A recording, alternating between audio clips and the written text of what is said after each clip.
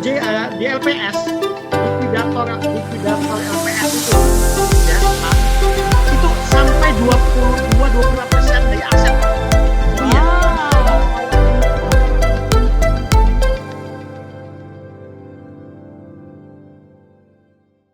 Bincang lintas profesi mengenal profesi likuidator dalam pemberesan aset. Dan seperti yang kita sama di siang hari ini saya tidak sendiri. Saya sudah bersama dengan Bapak Mustafa ST MM MAPI Certified, di mana beliau adalah Ketua DPD MAPI Jawa Timur. Assalamualaikum Bapak Mustafa. Apa kabar hari ini Pak? Alhamdulillah luar biasa. Baik. Lancar puasanya Pak? Alhamdulillah. Alhamdulillah. Ini menyenangkan ya Pak, sambil menunggu waktu berbuka ya. Ini kita akan ngobrol-ngobrol seru yang pasti kita semua akan belajar sama-sama begitu Pak. Karena saya yakin sudah banyak yang mengetahui mengenai likuidator begitu kan. Tapi ada juga yang masih remeng-remeng Pak, masih belum paham begitu ya kan. Kita akan sama-sama nanti ngobrol-ngobrol begitu ya supaya semakin kenal likuidator dalam pemberesan aset tersebut. Nah, di samping Pak Mustafa juga pastinya adalah hadir di ruang virtual yang nanti juga akan bersama-sama dengan kita bergabung untuk juga bisa menyampaikan materi begitu. Bapak Nasrullah Nawawi SH, MM, CLA, CRA, CLI, di mana beliau adalah Ketua Dewan Sertifikasi Kumpulan Profesi Likuidator. Assalamualaikum Pak Nasrullah. Waalaikumsalam Bu Karin. Bapak apa kabar hari ini? Baik, alhamdulillah baik. Ya, posisi di mana Pak kalau boleh tahu nih? Ya. Ya. Alhamdulillah. PPLI. Di Saina, Bu. Di apa? Di DPP PPLI di Gedung Saina. Oh, baik, luar biasa. Tentunya nanti juga akan banyak sekali Pak kita dapatkan ya. Betul, dari Pak Nasrullah begitu. Baik, Pak Nasrullah, izin saya pengen ngobrol sebentar sama Pak Mustafa terlebih dahulu ya Pak ya. Silakan Bu, ya siap. Ya, baik. Pak Mustafa, ini sebelum kita memulai nih ya mengenai acara kita, perlu juga kita sapa Pak, bahwa ternyata di sini yang ada di ruang virtual tidak hanya kita saja begitu ya dan Pak Nasrullah, tapi juga telah bergabung di ruang virtual berbagai macam profesi yang ada di sini dan tercatat hampir lebih dari 300 Pak. Luar biasa antusiasnya. Tepuk tangan untuk Anda semua yang bergabung. Terima kasih banyak ya. Ini hadir ada kalangan dari mahasiswa juga ada. Khususnya ini saya dengar dari mahasiswa Petra, kurang lebih ada 100 Pak, luar biasa loh bergabung di kesempatan kali ini. Kemudian juga ada hadir dari berbagai wilayah yang ada di Indonesia, juga hadir mereka semua yang bergabung di sini. Tentunya ini memberikan semangat buat kita di siang hari ini bisa memberikan yang terbaik, betul ya Pak Mustafa ya? Baik, dan juga untuk acara ini saya ingatkan seluruh peserta dimohon untuk bisa mengisi link registrasi supaya bisa mendapatkan e-sertifikat. Dan menariknya lagi nih Pak, saya dengar Bapak mau bagi-bagi hadiah, betul? Ya, nah, menarik kan. Gimana Pak hadiahnya Pak? Ya nanti mungkin berupa imani Pak. Wow, ada. Bagi peserta yang pertanyaannya bagus Pak. Oke, jadi sampaikan itu. Baik, jadi peserta saya ingatkan nih, Anda nanti aktif gitu ya, bergabung berikan pertanyaan Anda dan untuk penanya terbaik nanti akan mendapatkan spesial imani sofa. Langsung ya Pak ya? Tidak dipotong pajak ya Pak? Oh, tidak. Baik Pak. Ini saya yakin hari ini saya juga semakin tidak sabar untuk mengetahui likuidator tersebut dalam pemberesan aset. Tapi sebelumnya nih, tak kenal maka tak sayang. Betul. Nah, MAPI Pak. MAPI khususnya yang ada di wilayah Jawa Timur, DPD MAPI Jawa Timur. Apa sih Pak sebetulnya MAPI ini? Kalau singkatannya tentu kita semua sudah tahu ya Pak ya. Di mana adalah masyarakat profesi penilai untuk MAPI itu. Tapi sebetulnya apa sih Pak tugas dan fungsi dari MAPI itu sendiri? Ya, jadi mungkin saya menyapa dulu teman-teman penilai dulu Mbak ya, di online ya, karena kita adalah MAPI Jatim. Assalamualaikum warahmatullahi wabarakatuh, teman-teman penilai yang ada di Jatim khususnya dan di luar Jatim pada umumnya. Karena ini sifatnya nasional, maka ya kita ingin memberi manfaat, ajang manfaat bagi sesama Mbak, baik penilai maupun profesi lainnya. Nah, ini kebetulan yang kami undang itu semua lintas profesi, dari ada perbankan, ada penilai sendiri dari Jatim maupun dari seluruh Indonesia, ada mahasiswa. Karena apa? Ini merupakan salah satu tugas DPD Mbak MAPI Jatim waktu Munas Musda itu disampaikan bahwa kita itu istilahnya memberikan manfaat kepada semuanya. Nah, salah satunya bentuk apa? Bentuk pengenalan profesi yang lintas profesi. Kemarin kami sudah salah satunya menjalankan dengan Inkindo, Mbak. Inkindo itu kita adakan SLF ya, itu sudah kami laksanakan.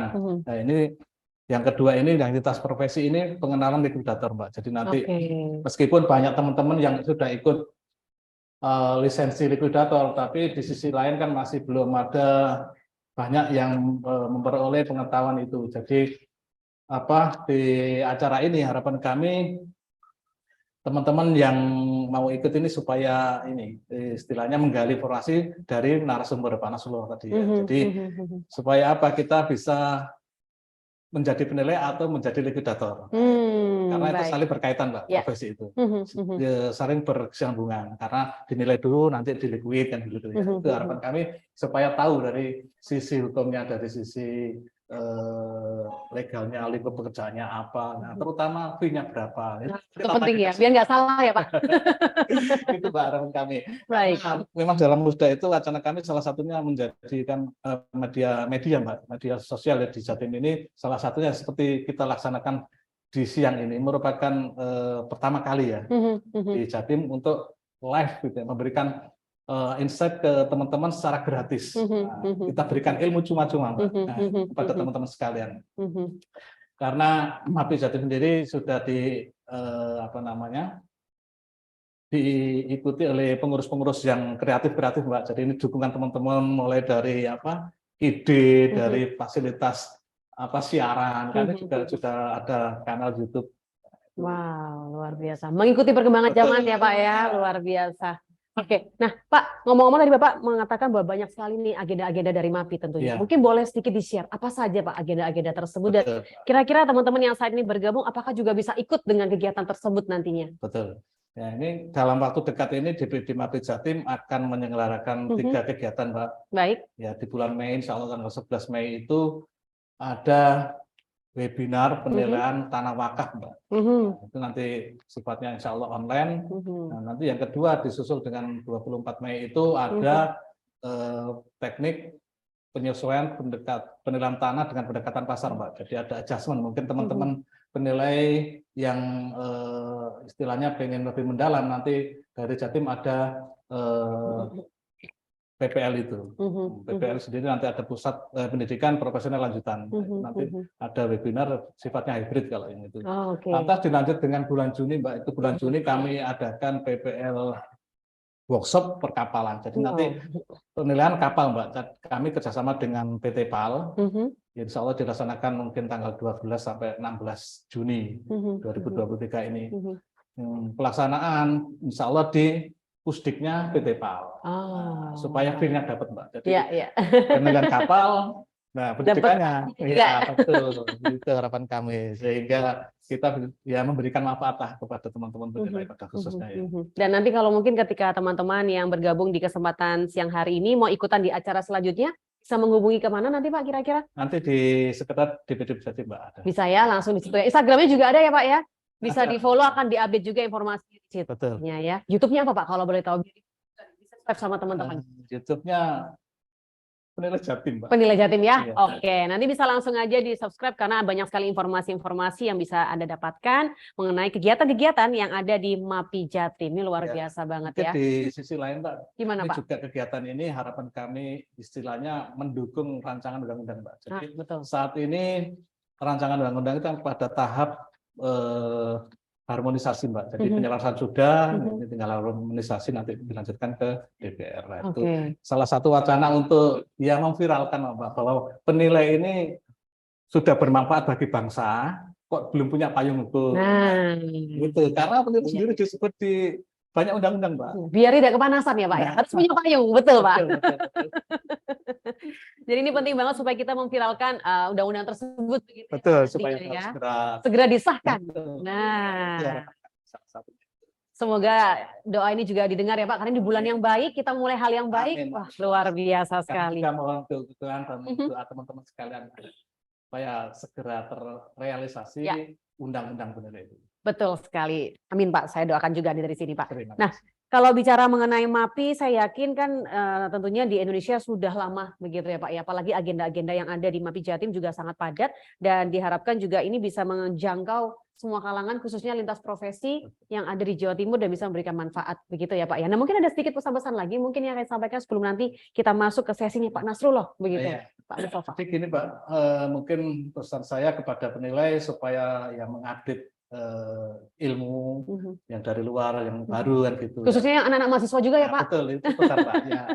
Yang berikutnya kepada teman-teman mahasiswa, sebenarnya kalau kita istilahnya mengetahui profesi, banyak profesi yang bisa ditempuh oleh teman-teman mahasiswa yang notabene masih belajar Mbak ya. Jadi nanti kalau sudah dapat ilmu, sudah lulus, bisa menjadi penilai atau menjadi likuidator. Nah, itu salah satu opsi. Nah, di sini kita memberi keterbukaan. Contoh saya pribadi dulu Mbak, nggak tahu penilai itu apa. Betul ya, sama kayak saya ya Pak ya, masih buta nih apa sih gitu kan ya. Makanya ini kami DPD Jatim memberi informasi itu, bahwasanya ada penilai loh, ada likuidator loh. Nah, itulah harapan kami supaya generasi muda ini semangat dan bisa membangun bangsa ini, Mbak. Nah, itu yang paling penting ya, membangun untuk bangsa ini menjadi lebih maju dan lebih baik lagi. Luar biasa. Semangat Pak, bersama dengan timnya. Baik, dan saya yakin niat yang baik ini setiap sahabat Maja yang pada kesempatan siang hari ini bergabung, kita doakan bersama supaya bisa terlaksana dengan baik juga. Dan calon-calon penilai begitu ya, anak-anak mahasiswa, juga ini sebuah kesempatan yang sangat baik untuk kita sama-sama update ilmu, termasuk saya juga belajar hari ini ya. Siapa sih MAPI tersebut, dan saya sudah mendapatkan insight-nya, dan saya yakin kalau kita terus bersama dengan MAPI khususnya untuk mereka-mereka yang berada di lintas profesi, kita bisa semakin maju bersama. Baik, Pak, kita langsung masuk sesi boleh ya? Kita pengen ngobrol-ngobrol lagi bersama dengan Pak Nasrullah Nawawi, SHMM, CLA, CLI, beliau Ketua Dewan Sertifikasi Perkumpulan Profesi Likuidator. Pak Nasrullah masih bersama dengan kami di sini, Pak? Ya Bu, masih. Ya, Pak Nasrullah, ini hari ini kita akan ngobrol-ngobrol begitu ya mengenai profesi likuidator. Karena saya sampaikan tadi tak kenal maka tak sayang, betul ya Pak Nasrullah? Ya Bu, betul. Nah, ini kita perlu tahu nih, profesi likuidator dalam pemberesan aset. Di awal terlebih dahulu saya perlu gali terlebih dulu, Pak. Apa sih sebetulnya profesi likuidator, Pak Nasrullah? Ya, jadi terima kasih, Bu. Jadi likuidator itu diatur sama dengan MAPI tadi. Kita tuh diatur oleh 11 undang-undang sebetulnya ya. Jadi dari undang-undang perseroan terbatas, undang-undang yayasan selalu menyebut ada likuidator.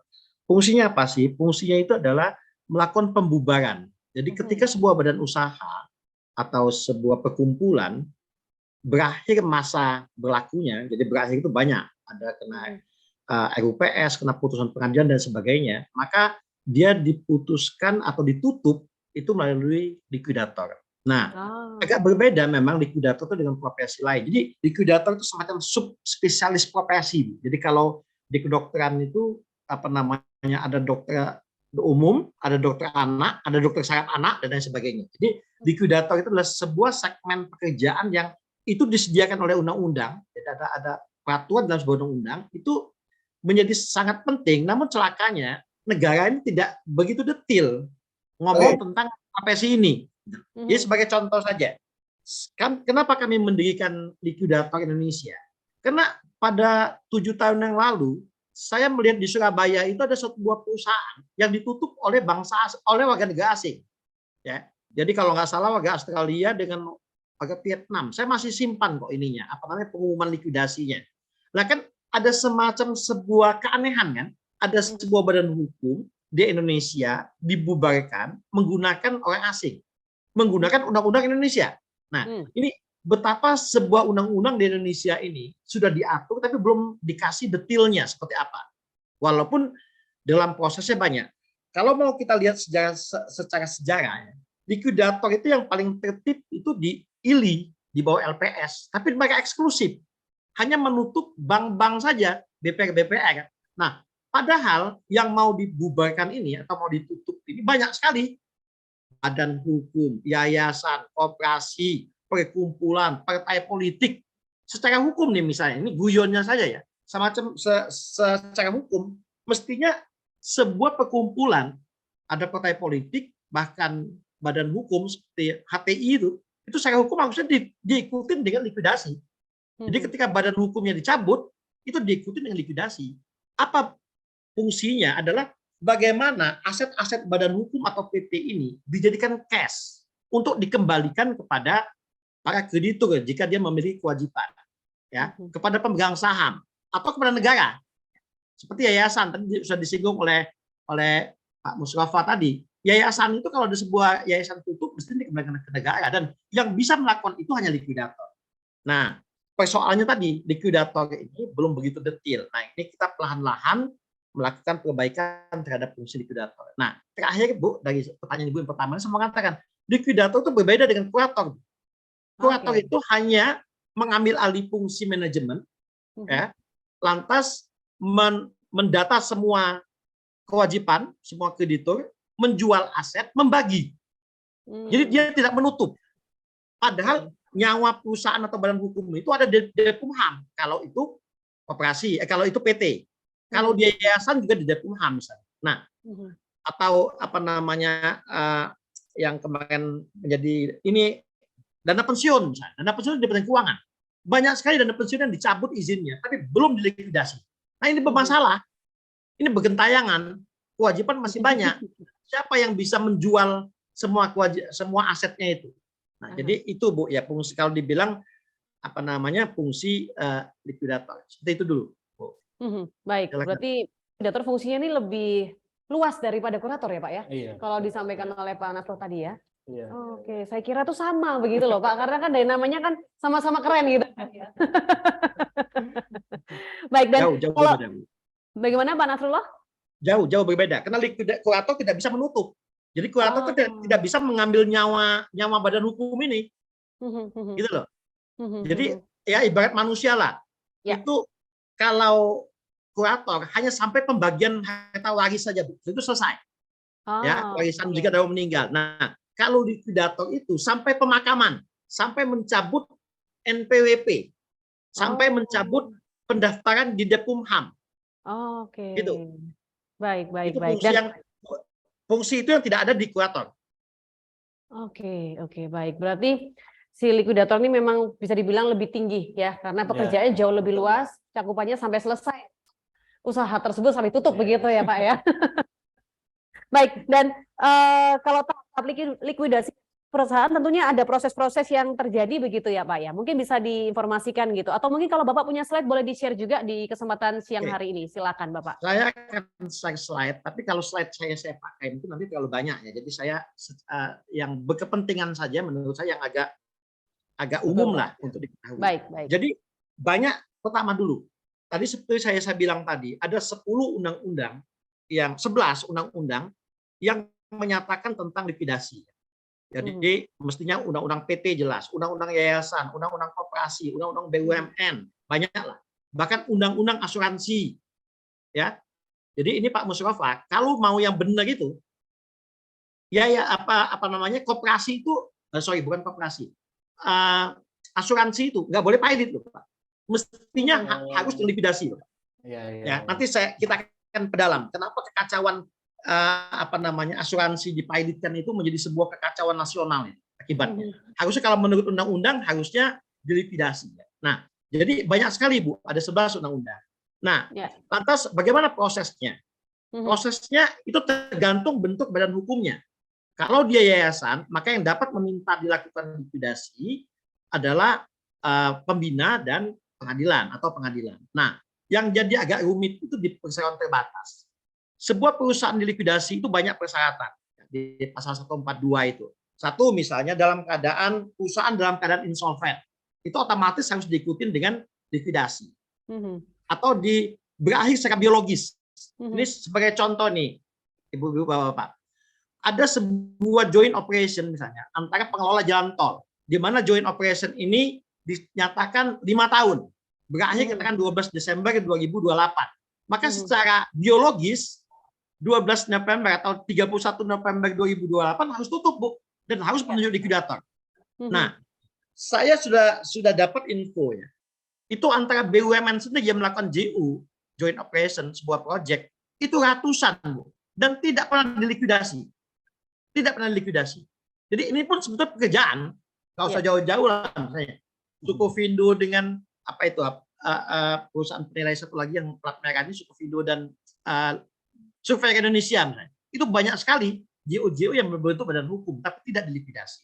Nah, jadi di penutupan itu juga bisa kena secara biologis berakhirnya masa kerjasamanya. Bisa juga kena penetapan pengadilan, ya. Bisa juga karena permohonan salah satu pemegang saham.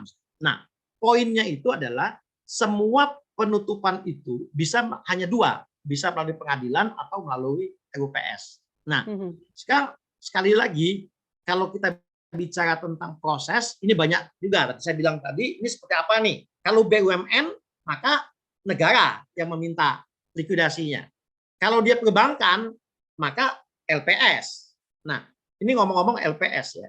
Sebetulnya yang paling tertib dalam proses likuidasi di Indonesia itu hanya LPS. Hanya LPS. Kenapa? Karena begitu dicabut izinnya, jadi salah satu persyaratan dicabut atau dilikuidasinya sebuah perusahaan dalam undang-undang perusahaan terbatas, dicabut izinnya. Jadi kalau mau konsekuen dengan undang-undang PT ini, siapapun yang dicabut izinnya itu harus diikutin dengan likuidasi. Yayasan, misalnya, begitu dicabut izinnya harus diikutin dengan likuidasi. Badan usaha, apapun. Ya, saya bilang tadi kan, partai politik, perkumpulan, begitu dicabut izinnya harus diikutin dengan likuidasi. Baik. Asuransi juga begitu. Nah, dari semua badan hukum, bapak-bapak dan ibu-ibu, yang paling konsekuen dicabut izinnya diikutin likuidasi hanya perbankan. Kenapa hanya perbankan? Karena begitu ditutup, perbankan itu diambil alih oleh LPS. Sehingga hanya itu satu-satunya yang konsekuen dengan undang-undang. Nah, masalahnya tadi ini leg spesialis dalam undang-undang. Di LPS itu pun ternyata ada peraturan-peraturan yang sangat rigid. Kita berapa kali diskusi dan bahkan kami diminta jadi narasumber di LPS bagaimana proses. Ada beberapa misalnya peraturan likuidasi di LPS itu yang menabrak ketentuan undang-undang, bukan ketentuan undang-undang ya namanya. Karena ini antara satu undang-undang leg spesialis dengan leg spesialis. Misalnya begini, sebagai saya kasih contoh. Pajak itu dalam ketentuan likuidasi harusnya dia preferen, diutamakan karena dia kewajiban kepada negara. Tapi di LPS tidak. Semua uang itu diambil untuk LPS dulu untuk menutupin semua dana. Pajak untuk negara itu nomor 5. Karyawan itu yang mesti menurut undang-undang nomor 1 itu menjadi nomor 6 atau nomor 7. Nah, tapi oke lah, ini perdebatan soal klasifikasi atau kualifikasi kredit itu hal yang lain. Tapi saya hanya mau mengatakan bahwa yang betul-betul saat ini on the track tentang likuidasi itu hanya di LPS. Bagaimana dengan yang lain-lain? Belum banyak. Bahkan pemerintah sendiri banyak, sebagai contohnya dana pensiun. Dari sekian ratus dana pensiun itu, mungkin sudah setengahnya dicabut izinnya oleh Departemen Keuangan. Sampai detik ini, hanya nggak sampai 10 itu yang dilikuidasi. Belum lagi perusahaan finansial. Perusahaan finansial yang kemarin dengan ketentuan terbaru misalnya tidak bisa menambah modal, dicabut izinnya oleh Menteri Keuangan. Oleh OJK. Tetapi tidak diikutin dengan penutupan, dengan pengakhiran, dengan menunjuk likuidator. Nah, jadi kalau Ibu kembalikan bagaimana prosesnya, dalam setiap undang-undang itu sudah ditentukan proses bagaimana penutupan sebuah perusahaan badan hukum. Dia tergantung jenisnya. Kalau PT dia berbeda, kalau yayasan dia berbeda, kalau asuransi dia berbeda, kalau perbankan dia berbeda. Tetapi detailnya itu sudah ada, hanya saya bilang tadi hanya perbankan sampai detik ini masih cukup on the track dan sesuai betul seperti itu, Bu.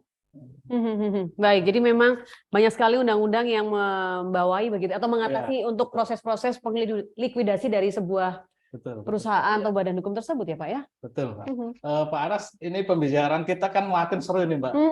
Betul sekali. Tapi gini Pak Anas, karena ini kan banyak pemula-pemula Pak yang mahasiswa, mungkin pertanyaan saya ini Pak, apa PPLI itu Pak? Ini kan belum tahu Pak. Oh iya, betul. Terus berdiri kapan? Betul. Iya. Makin seru, nanti yang seru-seru belakangan. Iya. Sebentar gitu ya. Dulu PPLI itu apa begitu ya? Iya. Jadi saya juga pengen tahu nih. Ya, jadi begini Pak Muswafa. PPLI itu berdiri sekitar 7 tahun yang lalu, Pak. Jadi saya dengan Pak Asin itu menginisiasi dan di backup oleh Prof. Jimli Asidiki. Itu salah satunya itu saya sebelum saya jadi likuidator. Saya ini jadi kurator dulu, Bapak. Oke. Jadi kurator. Oh. Nah, dalam perjalanannya ada semacam kontradiksi hukum ya. Jadi dulu itu kurator itu otomatis menjadi likuidator ya. Karena 80% pekerjaan likuidator itu adalah pekerjaan kurator. Tadi mendata kewajiban, mendata aset, menjual, membagi itu pekerjaan kurator. Tapi kurator tidak bisa menutup perusahaan. Nah, dari kegelisahan itulah ya, waktu itu triggernya adalah ketika saya ke Surabaya, Pak Mustafa. Jadi saya itu kita tuh semacam di apa ya, ditempeleng lah dalam tanda kutip ya. Kok ada perusahaan Indonesia di Surabaya ditutup oleh salah satu direksinya orang Australia dan orang Vietnam. Karena tadi undang-undang PT tidak menunjuk secara spesifik, Bu atau Bapak. Siapa yang bisa ditunjuk?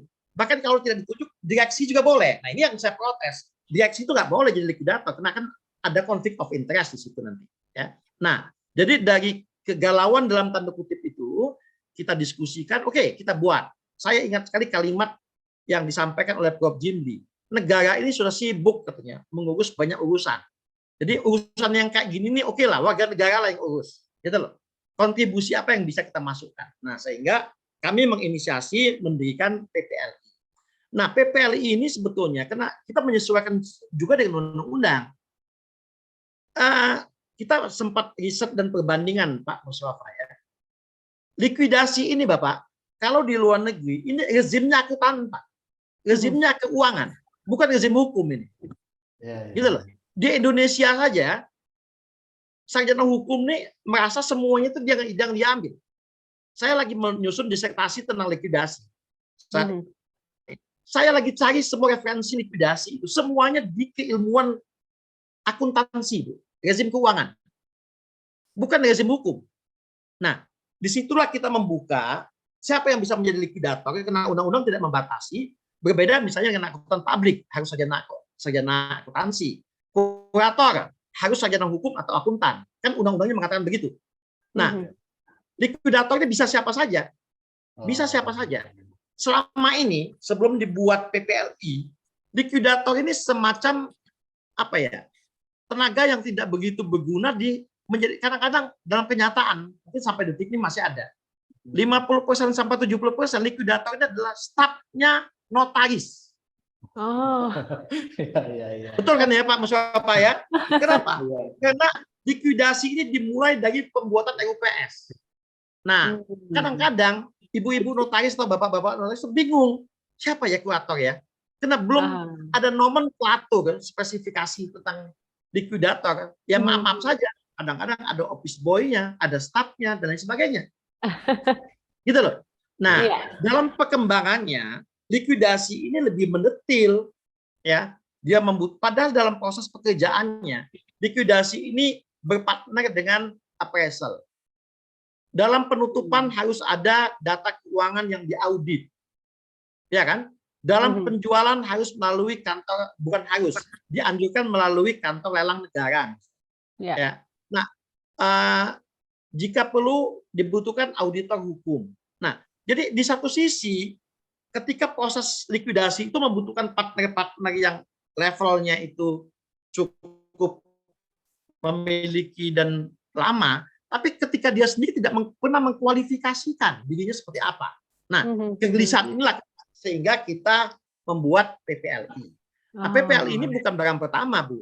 ILI itu adalah organisasi pertama likuidasi, tetapi karena dia adalah staf yang dibentuk oleh LPS, maka dia tidak berani atau tidak pede. Karena kita pernah diskusi sama ILI, ya, itu untuk menutup perusahaan-perusahaan di luar wewenang OJK atau LPS.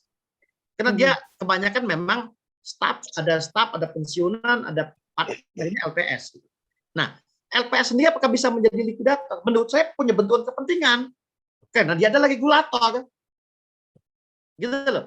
Nah, sehingga dengan demikian akhirnya kita diskusi dengan OJK, dengan LPS, dengan beberapa instansi-instansi, akhirnya kita dirikanlah PPLI. Nah, kita sudah menyusun misalnya standar SOP pekerjaan, standar baku pekerjaan PPLI, likuidator seperti apa, termasuk fee dan lain sebagainya. Kita sudah buat.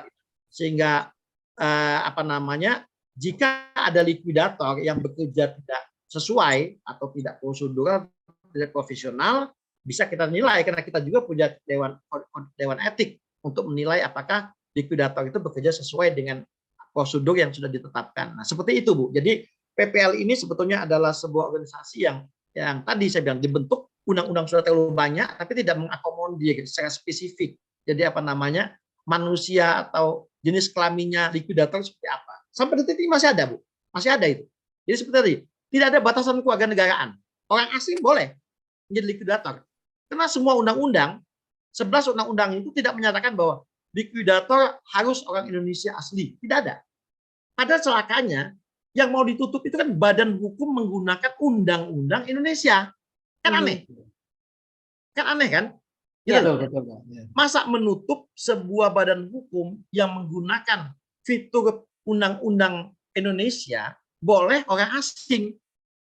Nah, kalau dokter mungkin boleh, karena manusia atau orang Indonesia dengan orang Eropa, orang Afrika ya sama secara ininya ya, anatomi badannya.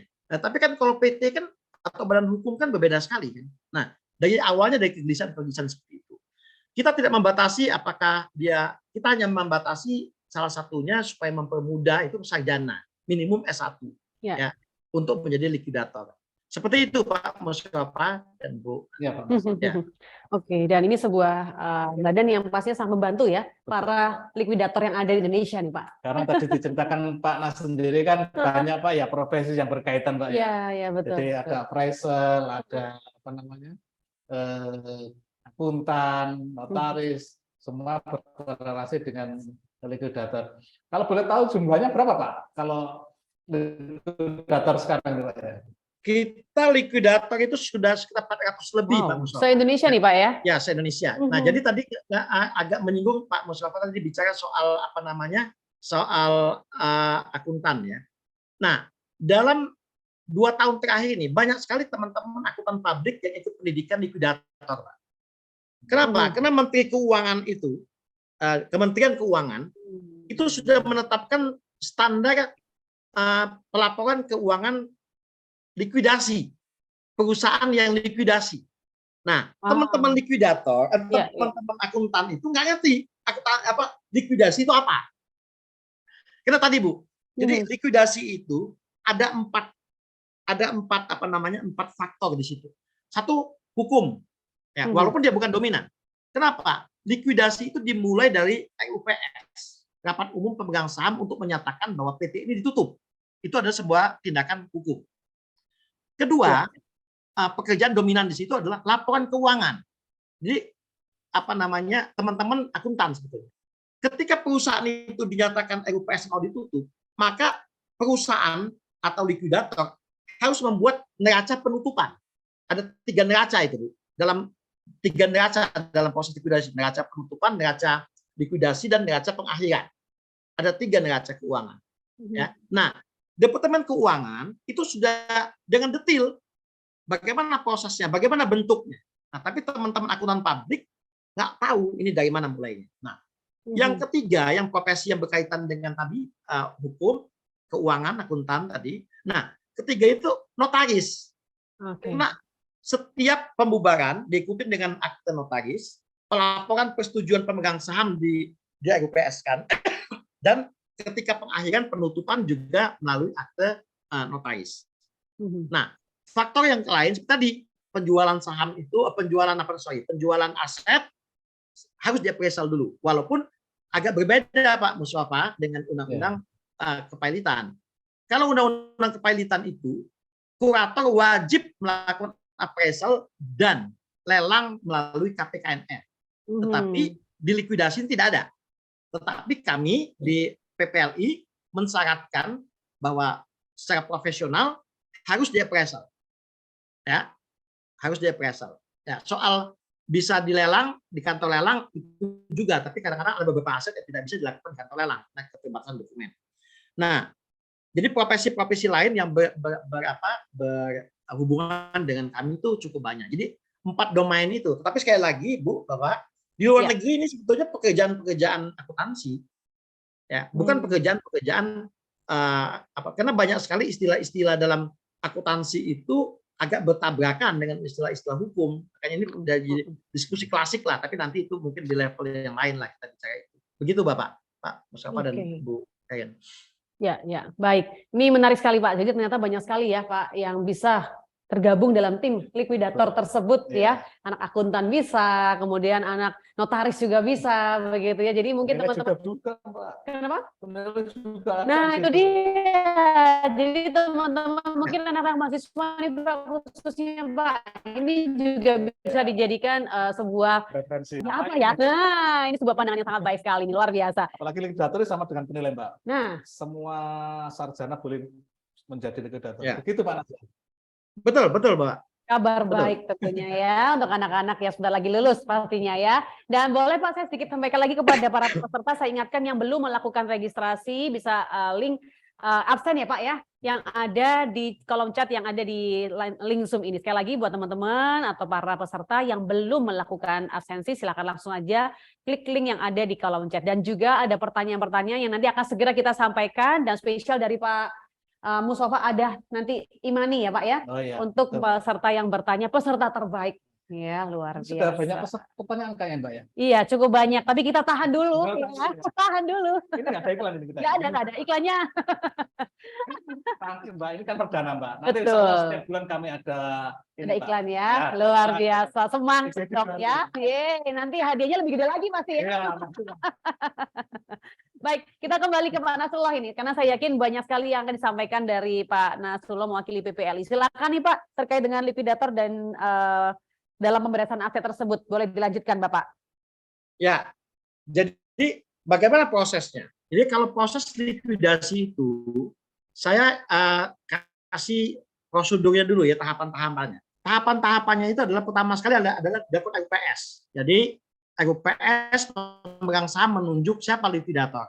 Nah, setelah itu maka likuidator harus melakukan pengumuman di koran bahwa perusahaan tersebut dilikuidasi dan menunjuk dirinya sebagai atau si Bapak ini misalnya menjadi likuidator. Dan dalam pengumuman koran itu juga harus menyebutkan tanggal batas penagihan. Ya, ketentuan undang-undang itu 60 hari, 2 bulan. Ya, jadi kreditur siapa saja dalam iklannya itu perusahaan X ditutup dan menunjuk misalnya Pak Mustafa sebagai likuidator beralamat di sini-sini kepada para kreditur yang memiliki tagihan kepada PT X ini diminta maksimum selama 60 hari sejak pengumuman ini melakukan penagihan. Nah, itu prosesnya setelah penagihan melakukan rapat untuk menerima tagihan-tagihan. Tagihan-tagihan itu diklasifikasi nanti. Mana tagihan-tagihan yang yang tidak dijamin, ya tidak dijamin itu adalah konkuren. Mana tagihan yang dijamin seperti perbankan dan lain sebagainya, mana tagihan yang berbasis karena undang-undang seperti pajak, karyawan dan lain sebagainya. Setelah terkumpul semua nama-nama kewajiban itu, likuidator bersamaan mengumpulkan semua aset. Aset dibuat dalam neraca, ini asetnya. Membuat setelah aset itu ada, maka direncanakan penjualan. Dilakukan lelang, ya, dilakukan appraisal dulu, dilakukan lelang. Setelah itu dijual, uangnya terkumpul. Ketika uangnya terkumpul, maka membuat pengumuman lagi. Uang sudah terkumpul, misalnya katakan 5 miliar, kewajiban 12 miliar. Maka kami membuat daftar pembagian dan dapat dilihat dalam waktu 1 minggu di kantor. Jika tidak ada yang keberatan terhadap pembagian itu, maka uang ini akan dibagikan kepada kreditur ke rekening masing-masing yang tadi sudah mendaftar. Setelah selesai pembagian, maka membuat lagi laporan neraca penutupan, neraca pengakhiran. Buat lagi laporan keuangan bahwa harta kekayaan sudah terkumpul, sudah dibagikan, dan harta dalam keadaan nol. Nah, inilah kuncinya. Jadi ketika perusahaan itu mau ditutup, neraca itu harus nol, nggak boleh plus, ya, harus dibagi. Jadi kalau ada, kenapa? Ada konsekuensi hukumnya. Kalau ada tanah sertifikat masih atas nama PT yang terlikuidasi dan tutup, maka sertifikat itu menjadi milik negara. Ya, jadi milik negara. Makanya likuidator itu harus ngecek lagi ke BPN, ada nggak sertifikat, apakah SHGB, apa SHM misalnya, atas nama PT ini. Jadi SHGB pasti. Nah, kalau ada maka itu harus dibagikan. Ketika neraca sudah nol, maka likuidator melapor kepada Departemen Hukum dan HAM, ya, melaporkan kepada Departemen Hukum dan HAM bahwa PTX ini sudah melalui proses ini pembagian sudah dilakukan dan neraca aset sudah nol. Meminta kepada Dephum.HAM untuk mencabut pendaftaran. Kan syarat pendirian perusahaan kan ada pendaftaran, kan? Nah, pendaftaran itu dicabut. Maka Dephum.HAM akan melakukan pencabutan atas akte pendirian, ya, akte pendirian PT ini. Nah, yang agak lama adalah NPWP, Bu. Karena dalam ketentuan undang-undang itu NPWP ini begitu perusahaan ditutup itu ada pihak tersendiri yang akan memeriksa betul-betul apakah ini sudah selesai masalah keuangannya, masalah pajaknya. Begitu sudah selesai maka NPWP pun dinyatakan nol. Artinya PT atau badan hukum ini menjadi zero, menjadi tidak pernah ada lagi. Sehingga semua kewajiban hak dan kewajiban badan hukum itu berakhir. Jadi ini sudah proses pemakaman, Pak. Kalau sudah dicabut izinnya di Dephum itu, ya. Nah, ini yang tidak ada di kurator. Ini yang tidak ada di kurator. Ya, kurator itu tidak bisa sampai mencabut, tidak ada. Karena itu rezim lain. Kepalitan itu Undang-Undang 37, penutupan itu di Undang-Undang 40. Jadi bukan beda mazhabnya, beda hukumnya ini. Kayak kebo sama sapi, Pak. Gitu loh. Ya kayak bigi sama kambing, beda. Nah, kalau dulu likuidator langsung merangkap menjadi kurator langsung merangkap jadi likuidator. Tapi 10 tahun terakhir ini beberapa bapak-bapak di hakim di pengadilan negeri, pengadilan niaga nggak mau lagi mengangkat tanpa ada permintaan karena dianggap bahwa menutup itu adalah rezim hukum yang lain. Ya, mereka itu tunduk di hukum 37, Undang-Undang 37, padahal penutupan itu diatur dalam Undang-Undang 40. Jadi kadang-kadang ada beberapa hakim kita itu berpikirnya sektoral, hanya dalam satu undang-undang. Nah, inilah yang menyebabkan beberapa perusahaan-perusahaan yang sudah dipilotkan, ya sudah berakhir, hartanya tidak ada, direksinya sudah hilang, lenyap, ya, tapi badan hukumnya masih ada. Ini yang kita sampaikan zombie, perusahaan-perusahaan yang zombie. Ya itu Pak Nas, asetnya tidak ada. Yang saya tanyakan Nah, tadi itu. ini masalah, Pak. Ini masalah, Pak. Jadi Pak Mustafa, itu ribuan, Pak. Jadi ribuan badan-badan hukumnya yang jadi zombie. Zombie dalam pengertian formalitas, artinya dia sudah nggak ada aset, atau zombie kalau di Australia itu jelas sekali. Ada perusahaan yang tidak melakukan klarifikasi pajak 2 tahun berturut-turut, wajib ditutup, Pak, likuidasi. Nah, di kita nggak. Pak Mustafa bayangin aja, kalau ada ketentuan itu kita aplikasikan dulu misalnya. Perusahaan yang tidak membuat laporan pajak, ya, wajib ditutup misalnya. Itu berapa banyak perusahaan harus ditutup. Gitu loh. Tapi ini kan justru memberikan kepastian hukum, kejelasan. Nah, jadi seperti itu ini prosesnya, ya. Jadi saya kurator dan saya juga tahu proses kepilitan. Tapi menurut saya proses likuidasi ini lebih lebih adil dan lebih cepat mestinya daripada kepilitan. Seperti itu. Ya nanti mengapa nanti saya jelaskan yang lain kalau ada pertanyaan tentu aja. Ya begitu. Baik. Pak dan Ibu. Iya. Ini kalau ngelihat yang disampaikan oleh Pak Nasrul tadi, memang tugasnya kan banyak banget nih Pak. Sampai ke finish ya, sampai ke pemakaman begitu ya. Jadi akan sangat sayang sekali kalau di Indonesia tidak dipayung hukumi sekali untuk PPL ini Pak. Luar biasa. Betul sekali, makanya benar nih ya. Tugasnya banyak. Tapi negara belum mengakui Pak secara hukum legal. Pak, berarti kalau ini Pak Anas, yang memberi penugasan itu dari pengadilan apa dari RUPS tadi Pak, kalau likuidator Pak? Jadi likuidator itu ditunjuk tadi saya bilang tadi, pertama lihat dulu badan hukumnya Pak. Kalau dia koperasi dalam likuidasi yang menunjuknya RAT Pak. Ya. Kalau dia PT itu bisa pengadilan, ya, pengadilan bisa juga RUPS. Ini sebagai contoh saja. Ini yang aktual ya. Ini. First travel itu kan aneh. Anehnya kenapa? Itu kan sebuah hukuman pidana di mana asetnya dikembalikan ke kejaksaan. Ya kan? Padahal sebetulnya memiliki hak itu adalah para calon jemaah yang tidak berangkat. Ya. Betul. Jaksa itu tidak bisa membagi. Dari mana tuh jaksa membagi? Harusnya likuidator yang membagi itu. Kenapa nggak ada likuidator pada saat itu yang nggak dipakai mungkin sama mereka ya? Sayang sekali. Makanya kita juga heran, Pak. Kok ada keputusan semua harta first travel dibawa oleh negara, padahal yang rugi itu bukan negara. Yang rugi itu adalah calon jemaah. Harusnya semua aset ini dijual dan dikembalikan para calon jemaah itu. Betul. Nah, tetapi petugas yang bisa melakukan itu bukan jaksa, bukan polisi, likuidator namanya. Gitu loh. Ya. Nah, ini kesalahan ya. Ini sebagai contoh lagi. Ini paling aktual, Pak. Karena kita sudah diajak untuk berembuk juga. Koperasi misalnya, bukan koperasi. Asuransi. Asuransi selama ini ya. Maaf, saya ngomong apa adanya saja. OJK nggak mau sibuk. Dimasukinlah beberapa asuransi menggunakan ketentuan undang-undang kepailitan. Nah, menurut undang-undang koperasi, undang-undang asuransi, para pemegang polis itu nomor 1. Ya, sama seperti nasabah bank dalam LPS. Semua uang perusahaan asuransi itu harus dibagikan kepada pemegang polis dulu. Itu kalau menurut undang-undang asuransi. Tetapi karena pembubarannya menggunakan undang-undang kepailitan, pemegang polis derajatnya sama dengan pemasok aqua galon, sama dengan pemasok pasir. Berbagi uangnya. Kan ini menyalahi undang-undang. Gitu loh. Harusnya kelasnya itu, kelas pemegang polis itu di atas semuanya. Gitu loh. Terlindungi menurut undang-undang asuransi.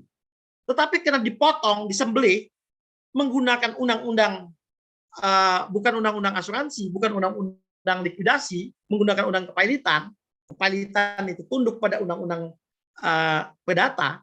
Ya tadi saya bilang tadi, pemegang polis kelasnya sama, Bu, dengan pemasok kertas, pemasok pasir, pemasok semen di perusahaan itu.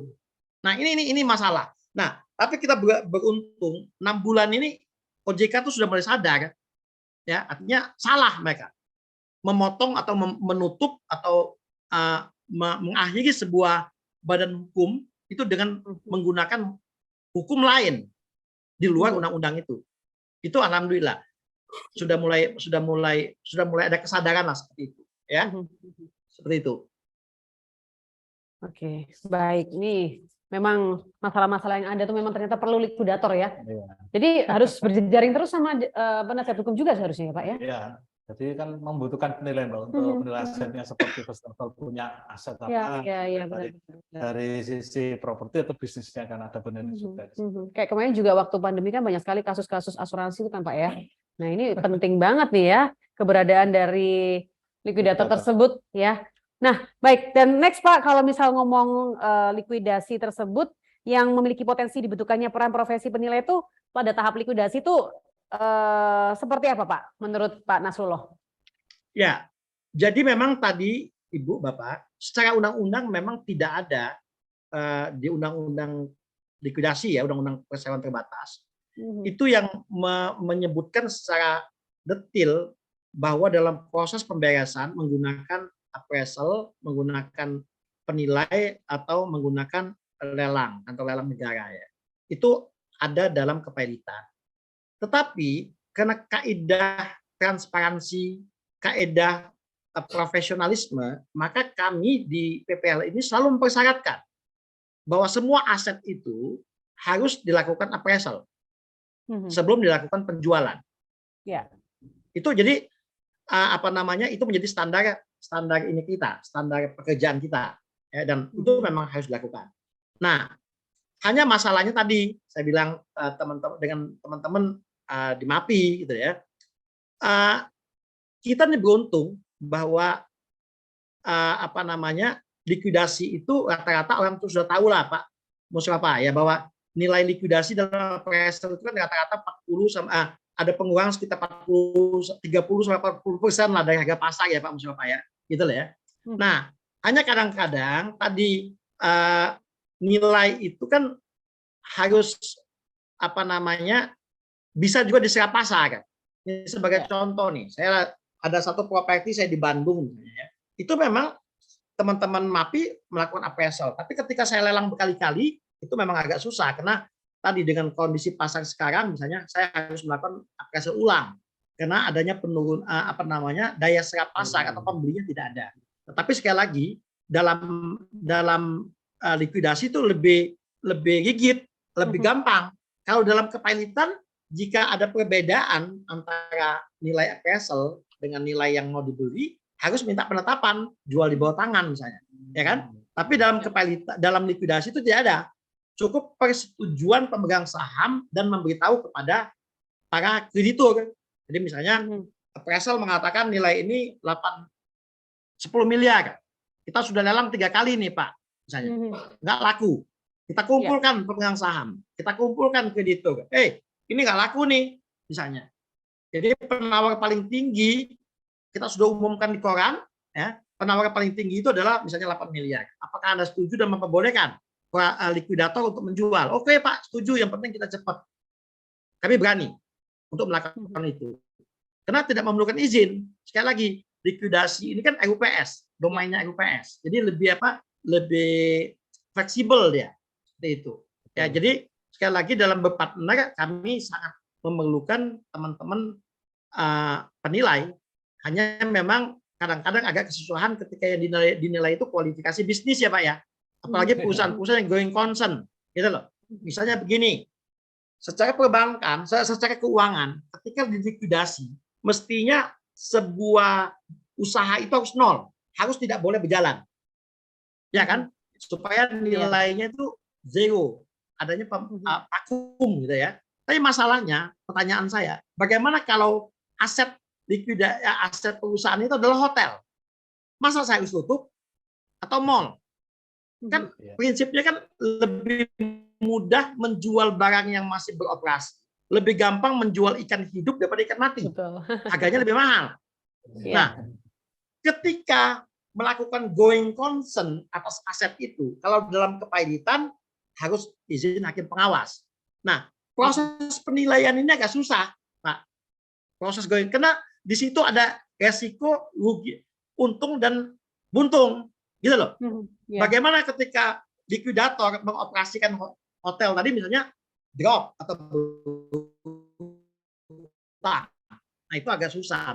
Nah, appraisalnya pun bingung kan Pak, penilai juga bingung kan, gitu loh. Karena di situ ada nilai bisnisnya yang dihitung, nilai ketika dia going concern, gitu loh. Ya, berapa banyak case-case kita yang berhadapan dengan teman-teman appraisal itu adalah teman-teman appraisal yang ngambil yang paling fix saja bahwa aset dalam posisi dia tidak bergerak, bisnis tidak dihitung kadang-kadang, gitu loh. Karena kan fluktuatif Pak kalau bisnisnya, gitu loh. Nah, padahal itu yang suka diprotes. Kok hotel itu kalian jual murah? Kayak di Bali lah. Berapa kali kita melakukan likuidasi di Bali? Di Bali itu izin hotel sudah nggak didirikan lagi loh, nggak dikasih lagi loh. Gitu loh. Minta dinilai lah. Tapi kan teman-teman appraisal kan susah melakukan nilai terhadap izin itu, ya kan? Nah, itu kadang-kadang ada semacam kita mesti duduk satu meja lagi mendefinisikan hal-hal yang tadi seperti ini. Tetapi biasanya ketika di lapangan dibenturkan dengan realita, kreditur atau pemegang saham bisa maklum. Saya lihat prinsipnya itu tadi menjual aset yang masih beroperasi, ikan yang masih hidup itu lebih mudah dan lebih mahal daripada menjual ikan yang sudah mati atau aset yang sudah tutup. Begitu kan Pak Mustafa ya? Betul Pak Nas. Begitu Bu. Lihat banyak pertanyaan Pak Nas, mulai dari cara memperoleh sertifikatnya bagaimana, adakah resiko hukum bagaimana. Mungkin Mbak Karin bisa ini Mbak. Kita langsung aja bacakan pertanyaan-pertanyaan begitu ya, supaya juga bisa terjawab semua pertanyaannya ya. Boleh. Saya akan coba bacakan pertanyaan pertama terlebih dahulu nih ya. Izin bertanya nih dari Satria Putra, apa saja syarat untuk menjadi seorang profesi likuidator? Misalnya apakah ada disiplin ilmu tertentu atau bisa melalui pendidikan seperti halnya profesi penilai? Bagaimana nih Pak? Ya, untuk menjadi likuidator itu harus mengikuti pendidikan Bu. Pendidikan di kita itu rata-rata 7 hari. Ya, pembicaranya banyak dari ketua pengadilan, teman-teman pimpinan MAPI, ya, sudah itu akuntan, notaris, jadi pembicara semua. Bahkan ada juga dari penegak hukum dan lain sebagainya itu menjadi pendidikan. Nah, mereka itu nanti mengikuti pendidikan, ada ujian, ya. Ini seperti yang kita akan lakukan ini, ada ujian. Nah, jika lulus, maka kita nyatakan sebagai likuidator ininya. Nah, jika tidak lulus, kita kasih kesempatan next pada ini berikutnya, program berikutnya untuk melakukan apa namanya ujian ulang. Tidak usah lagi pendidikan, tapi ada mata kuliah mata tertentu yang dia apa namanya nggak lulus itu dikasih penekanan. Nah, yang agak susah itu nanti di praktek. Kita memang sudah memberikan satu silabus tersendiri, itu ada role play. Jadi dan kita bagikan kertas kerja. Nah, kadang-kadang di kertas kerja itu bagaimana membuat daftar tagihan, bagaimana membuat surat bantahan, bagaimana membuat daftar pembagian. Nah, kita sudah ada kertas kerja yang mestinya itu bisa langsung diisi. Nah, itu aplikatif. Nah, tetapi kertas kerja ini harus diajarkan dalam bentuk simulasi gitu.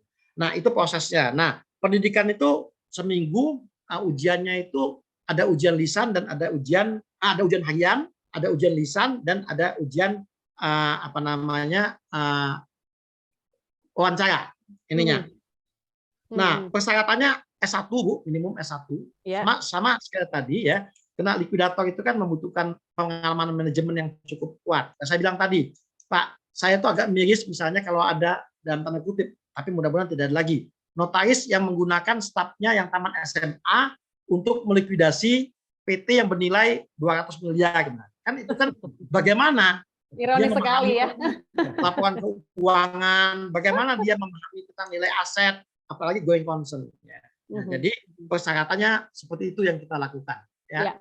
Kalau ini Pak, setelah misalkan lulus Pak ya, berarti kan ada sertifikat dari PPLI Pak ya. Apakah ada pengakuan lagi Pak atau pengesahan dari lembaga pemerintah? Kalau di penilaian kan ada dari Kemenkeu Pak. Ya, jadi ini yang kita sudah bekerja sama intensif Pak ya. Secara formal memang belum ada Pak Mustafa ya, seperti akuntan publik atau kurator kan terdaftar. Tetapi beberapa lembaga-lembaga profesional seperti OJK itu, kemarin OJK meminta kita untuk menjadi likuidator ini apa namanya badan dana pensiun. Nah, dia meminta ke kita Pak referensi. Siapa anggota Anda yang qualified untuk ini? Ya. Kepolisian juga misalnya minta kita untuk jadi saksi ahli dalam proses likuidasi. Ya.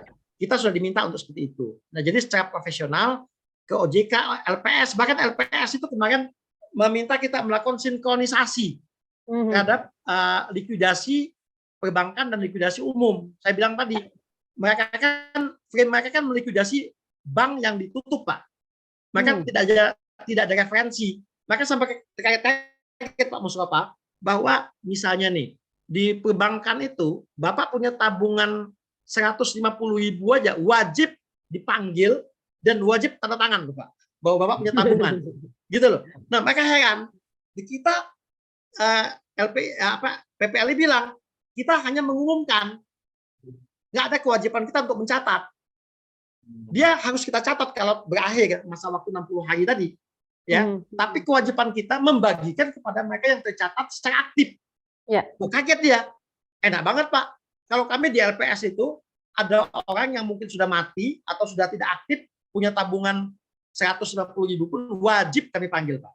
Nah, jadi artinya kita sharing Pak, bagaimana mensiasati kemudahan-kemudahan atau kesulitan-kesulitan dalam fitur-fitur hukum. Seperti itu Pak. Ininya. Oke. Baik, ini pertanyaan sudah terjawab ya. Kita akan geser ke pertanyaan berikutnya. Ini dari Gatot Triwahyu, KJPP. Tanya, apakah penilai boleh menjadi kurator, Pak Nasrullah? Ya, penilai banyak yang jadi kurator dan bagus sekali menurut saya. Ya, walaupun ketika dia menjalankan pekerjaan tidak boleh dua pekerjaan itu dijadikan satu bersamaan, tidak boleh. Tidak boleh itu. Saya nggak tahu apakah di Departemen Keuangan atau ada undang-undang yang mengatakan begitu. Kalau notaris kan jelas, notaris tidak boleh menjadi likuidator. Ada itu. Ya. Tapi pengacara boleh. Ya, karena nanti konflik of interest terjadi. Di anggota MAPI menjadi anggota PPLI itu selama ini untuk dapat pemahaman tentang prosesnya. Apa resiko-resiko hukumnya? Apa akibat yang mungkin akan timbul dalam proses likuidasi. Tak sama Pak, Ibu. Teman-teman akuntan publik itu juga banyak mengikuti pelatihan sama kita itu untuk melihat rangkaiannya. Jadi kayak ibarat mobil, ya, ibarat mobil mungkin akuntan publik itu hanya mesin. Dia mau tahu interior ini kayak apa, remnya ini kayak apa, ban ini kayak apa, supaya dia tahu bagaimana proses mesin itu berjalan. Nah, mungkin sama dengan teman-teman dari MAPI.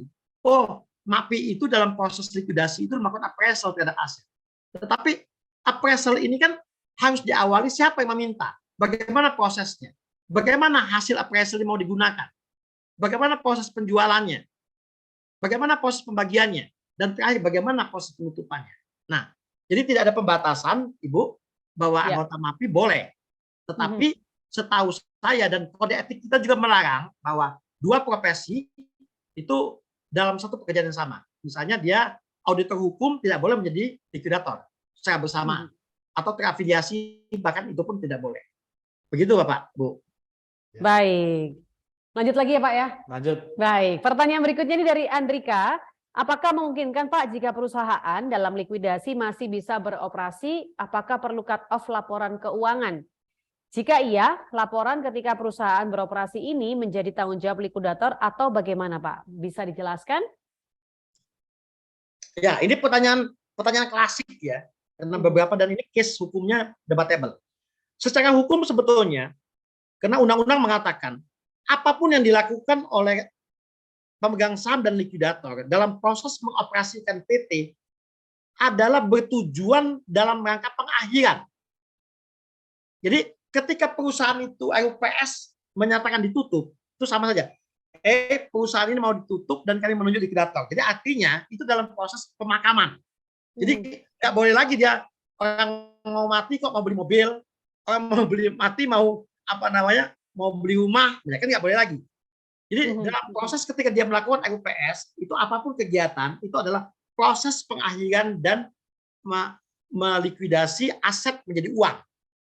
Itu prinsipnya. Jadi, nah pertanyaannya menjadi abu-abu jika tadi saya bilang tadi, bagaimana jika aset ini masih beroperasi? Yang tadi saya ceritakan tadi, asetnya adalah hotel, Bu. Masa hotel ini saya tutup? Ya kan?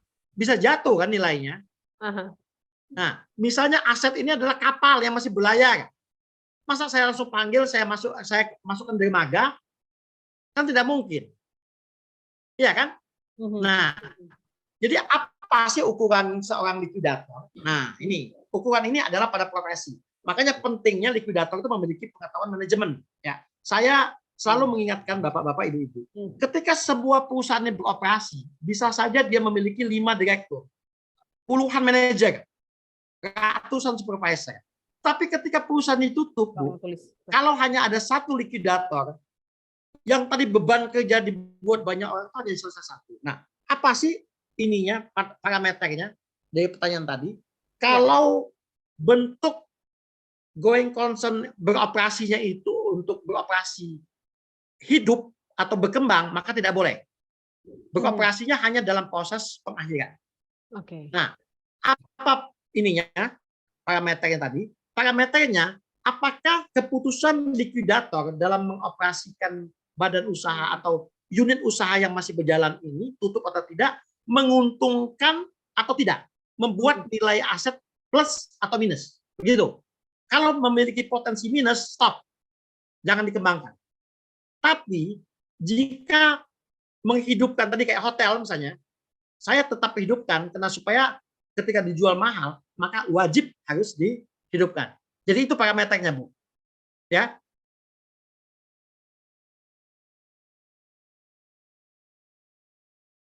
Ya, kedengaran? Ya. Jadi itu parameternya. Dari pertanyaan tadi, parameternya itu apakah ini memiliki keuntungan atau kerugian ketika beroperasi. Ya, baik. Masih dari Andrika, Pak. Pertanyaan berikutnya dari Andrika adalah bagaimana mekanisme pemberesan aset tetap? Likuidator membutuhkan peran KJPP membantu dalam hal perhitungan nilai wajar. Apakah ada jangka waktu penyelesaian aset? Karena penjualan aset, menjual aset ini tidak mudah dan tidak cepat. Bagaimana tanggung jawab likuidator kepada kreditur atau pemodal? Jika kasusnya seperti itu, Pak.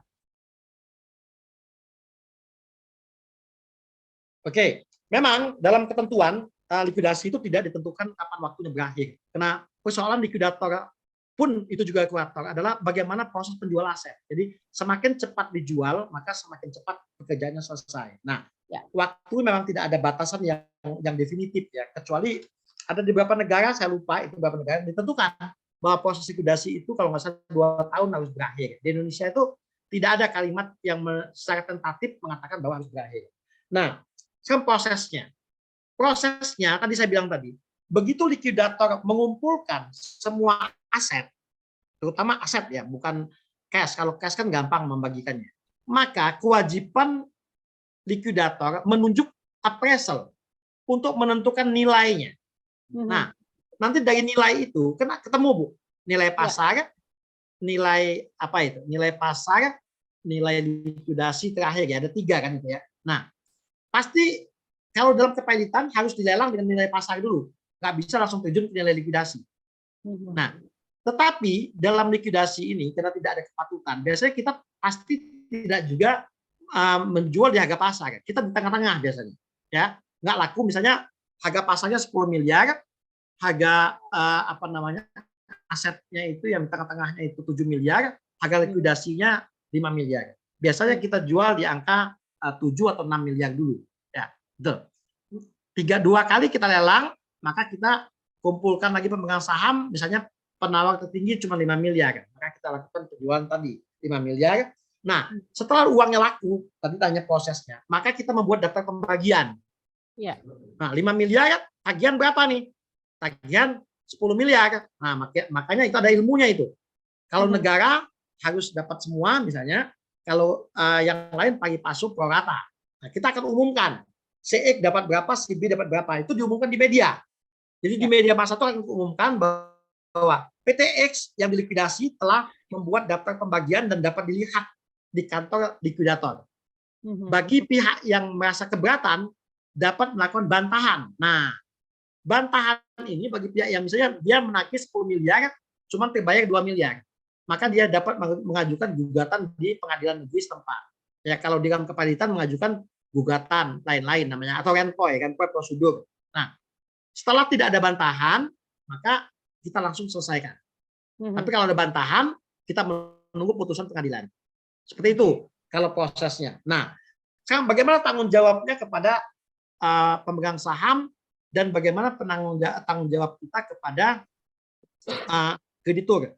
Ya kalau kreditur itu setiap masalah biasanya kita buat pengumuman atau kita kumpulkan. Atau tadi kita buat rilis secara tertulis. Kondisi likuidasi seperti ini, kita punya masalah seperti ini. Atau dalam proses penjualan seperti ini. Nah, kalau pemegang saham, laporannya dalam bentuk RUPS. Jadi kalau misalnya semua aset sudah terjual, ya katakan semua aset 10 miliar tadi, kita meminta RUPS melaporkan bahwa semua aset terjual 10 miliar dan kami akan bagikan dan ini daftar pembagiannya. Seperti itu. Jadi laporan kepada pemegang saham melalui RUPS, karena RUPS ini nanti dokumennya ditagih oleh Dirjen Paham, ya. Jadi itu menjadi persyaratan mutlak untuk penutupan itu. Kamu sudah laporkan belum itu? Ada itu, diminta oleh Dirjen Paham biasanya. Seperti itu kalau tanggung jawab kita kepada pemegang saham dan kepada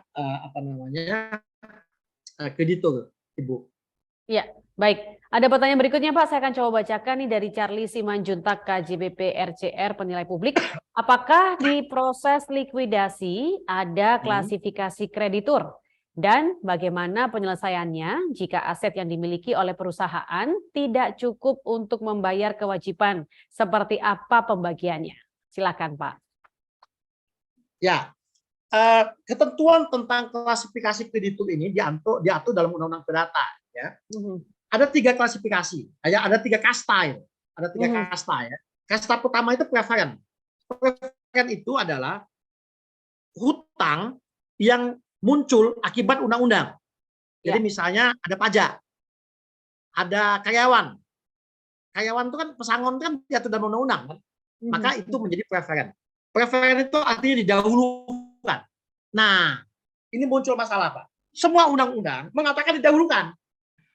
Pajak mengatakan didahulukan. Karyawan, ketentuan Mahkamah MK itu juga didahulukan. Jadi ada orang yang mengklaim bahwa dia didahulukan. Itu pada satu kotak. Jadi kotak pertama namanya preferen, ya, yang didahulukan. Kedua, pemegang separatis. Pemegang separatis pemegang jaminan. Siapa? Perbankan, gadai, dan lain sebagainya. Ya, nanti saya kasih simulasi. Nah, terakhir adalah konkuren. Konkurennya unsecured kreditur.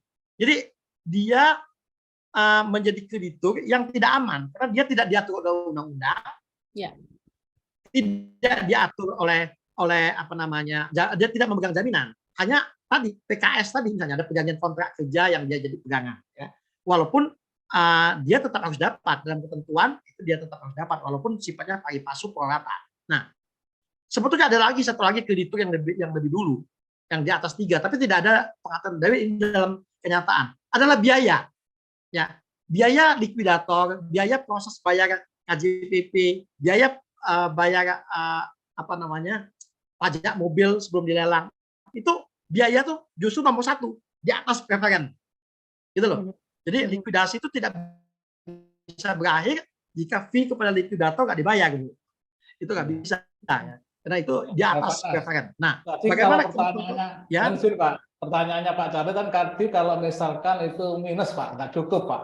Oke. Makanya ini saya Pak minus tahu ini. Ya. Gimana tuh Pak? Ini makanya saya bilang tadi likuidator itu harus memiliki people skill Pak, keterampilan. Ini kita simulasi saja ya Pak Mustafa. Misalnya tagihan itu kepada pajak ya, misalnya 4 miliar ya, karyawan 3 miliar. Ya. Nah, sudah itu kepada bank misalnya yang pegang hak tanggungan 7 miliar, kepada kreditur lain-lain macam-macam itu misalnya 15 miliar, biasanya lebih banyak. Padahal aset itu tinggal hanya 20 miliar. Kalau total kita tadi misalnya hampir 40 miliar.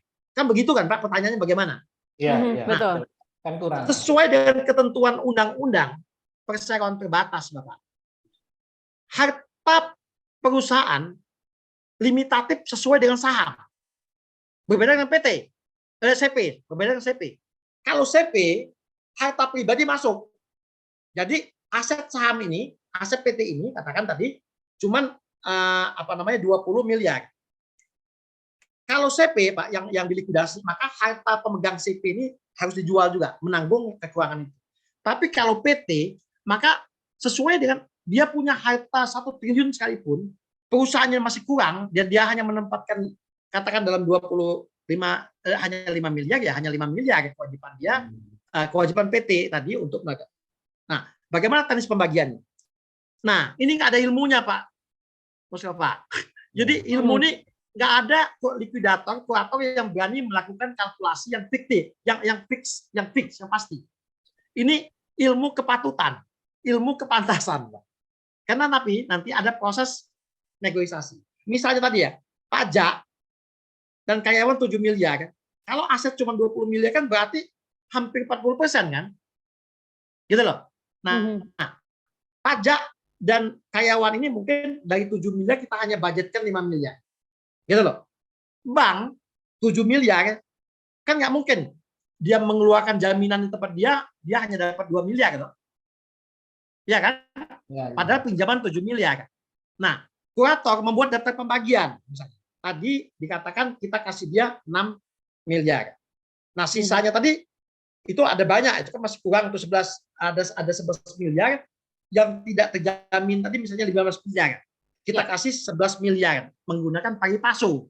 Ya, pari passu itu misalnya tagihannya konkurennya 1 miliar, nilainya 10 miliar, berarti dia dapat 10% tagihan di pari passu.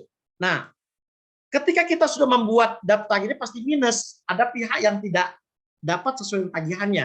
Tadi pihak yang tidak puas ini silakan melakukan gugatan kepada pengadilan, ya, atas daftar pembagian tadi. Nanti ada koreksi dari pengadilan. Tapi kalau tidak ada koreksi, maka dibagi sesuai dengan kita tadi. Pertanyaannya kan, Pak, ini kan tidak cukup. Nah, ya tadi ketentuan undang-undang perseroan terbatas, ya, kan kewajiban kan sebatas dengan harta yang dimiliki, Pak. Kita nggak bisa menarik pemegang saham untuk membayar kekurangannya. Ya. Jadi mau nggak mau ya segitulah. Karena hartanya memang segitu. Kecuali misalnya ditemukan dalam pajak ada kesalahan sengaja yang dilakukan oleh kreditur, oleh dipersalahkan kepada direktur, sehingga direktur harus bertanggung jawab. Ada itu case, kalau saya sebutkanlah PT-nya, ya.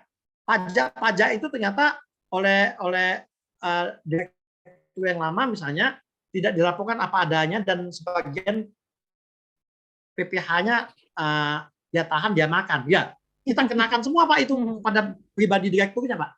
Gitu loh. Nah, tapi itu harus diputuskan dulu dalam RUPS bahwa kesalahan itu dilakukan oleh direktur, maka si direktur ini harus bertanggung jawab. Nah, tetapi limitasinya tadi tidak bisa lebih dari harta kekayaan, Pak. Ya. Nah, pertanyaannya adil apa tidak kan? Iya kan? Ya. Tagihan 10 miliar hanya dibayar 2 miliar. Ya, saya kira tidak adil. Nah, jadi azas hukum, tujuan hukum berlaku lagi, mau memberi kepastian hukum atau keadilan. Ya. Tapi 10 miliar dibayar 2 miliar itu memiliki kepastian hukum daripada tidak dibayar sama sekali, uangnya lama-lama habis. Gitu loh. Ya.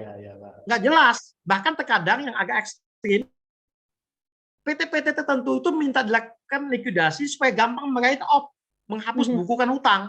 Karena kalau pengalaman saya di salah satu BUMN, dia susah sekali melakukan write off karena PT ini masih berdiri, pengurusnya sudah hilang, Mbak, sudah minggat semua, gitu loh.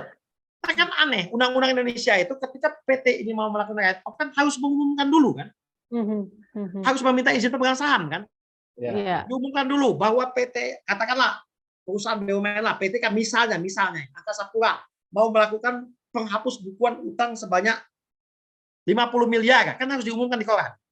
Harus minta persetujuan kepada pemegang saham. Akhirnya dihapus bukukan lah dalam laporan keuangannya. Nah, kalau ini dilikuidasi, Pak, PT yang melakukan write off itu tidak ada kewajiban untuk melakukan pengumuman. Jadi meringankan sebetulnya. Gitu loh.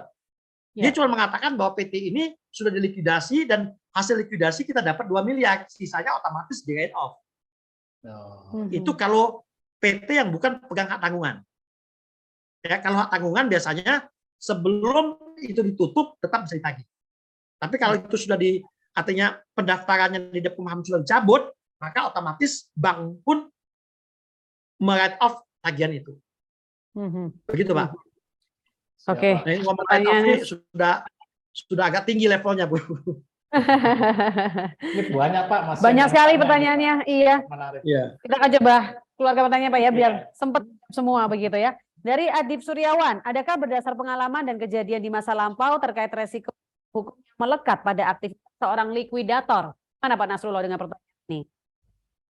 Ya, tentu saja persoalan-persoalan pidana, ya, perdata itu ada. Kita benar saja kita bisa salah. Kita benar saja kita bisa digugat, kan? Apalagi kita melakukan tindakan yang mungkin tidak menyenangkan banyak orang. Nah, disinilah pentingnya likuidator itu menjalankan profesionalitas, menjalankan kode etik. Saya nggak usah disebutkan namanya. Pesohor, kan? Petinggi partai politik kan pernah saling gugat, kan? Ya kan, karena dia menjadi likuidator, menjual sebuah aset di daerah Banten. Itu kan berakhir tuntutan gue, itu pesohor politisi lah. Saya nggak usah sebutin namanya. Nah, kenapa? Karena dia menjadi likuidator, dia pemegang saham, dia menjual PT itu dianggap rendah oleh pemegang saham lain. Nah, makanya saya bilang tadi, kami PPLI ini salah satu yang menggugat di MK, direksi itu mesti tidak boleh menjadi likuidator.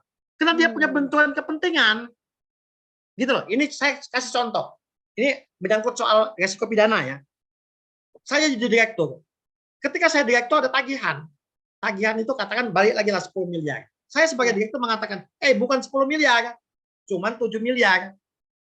Berjalanlah di pengadilan. Perusahaan ini dilikuidasi. Saya yang tadi direktur menjadi likuidator. Kan mengulang lagi nih.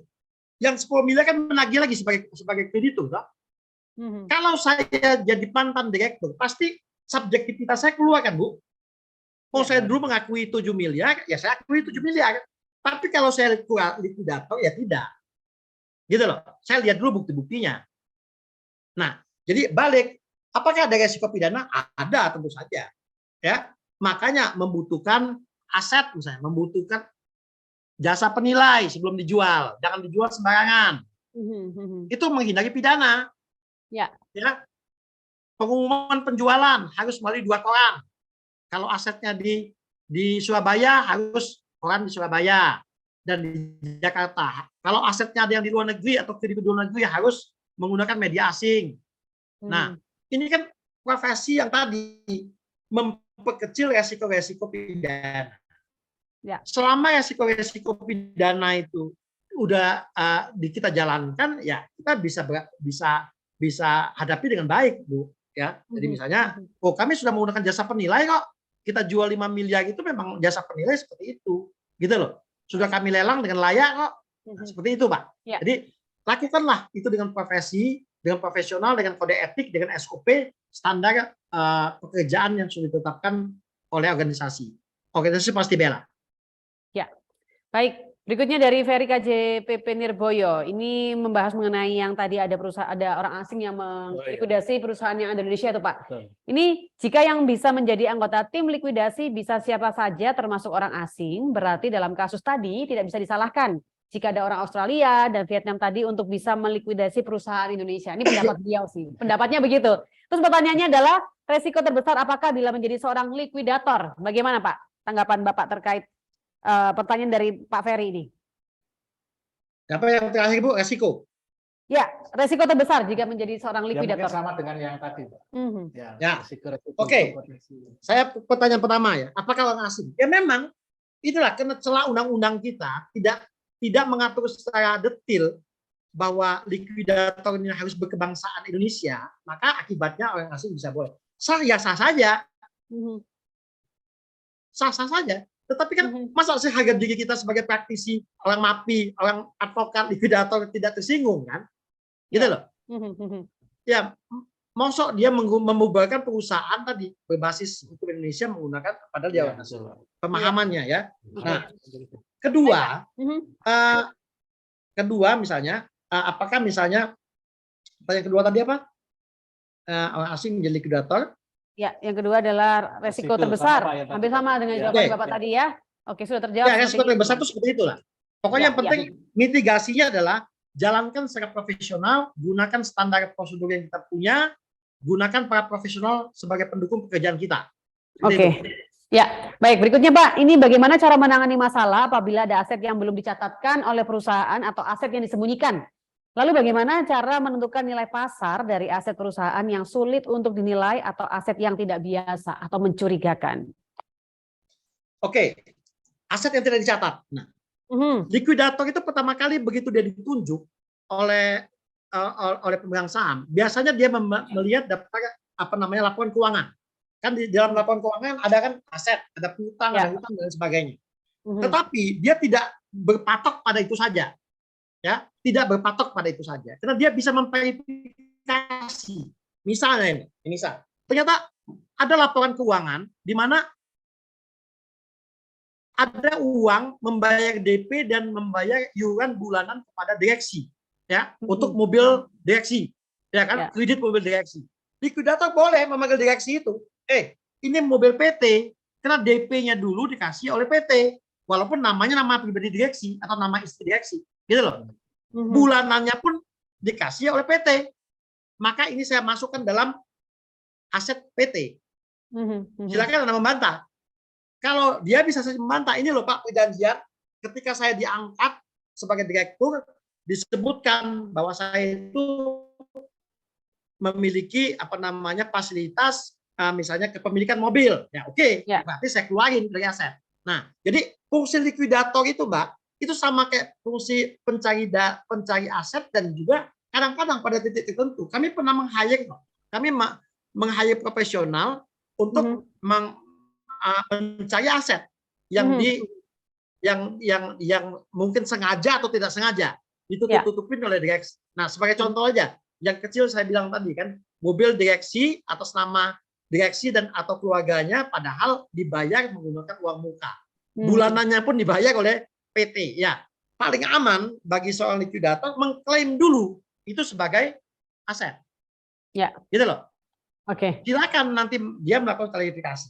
Itu jika ada aset-aset yang bermasalah. Nah, bagaimana jika aset itu tidak dicatat? Ilmu standar para likuidator itu begitu ditunjuk, dia bersurat kepada BPN, kepada semua bank. PTX ini sudah ditutup, maka spesimen tanda tangan berganti kepada saya, likuidator. Mohon untuk menginfokan tentang berapa uang yang ada di bank ini. Begitu juga kepada BPN, PT A ini sudah dilikuidasi. Mohon diinformasikan semua sertifikat yang berkenaan dengan nama PT A. Seperti itu, Bu. Ya. Itu standar yang dilakukan oleh likuidator. Ya, makanya likuidator itu pekerjaannya juga ada pekerjaan-pekerjaan di luar pekerjaan sebenarnya di pekerjaan manajerial. Ya. Harus multi talent ya. All round Ya, nih, multi Pak. talent. Harus tahu nih, Pak. Ya. Nah, Baik, Pak. nilai pasar ya, Bu. Baik. Oke, terkait tadi dengan iya. Gimana, ya, Pak? Lanjut. tadi pertanyaannya Lanjut bagaimana berikutnya aset. ya. Oke, monggo. Terus Curigakan silakan. tadi, Pak. Iya, soal aset nih kan.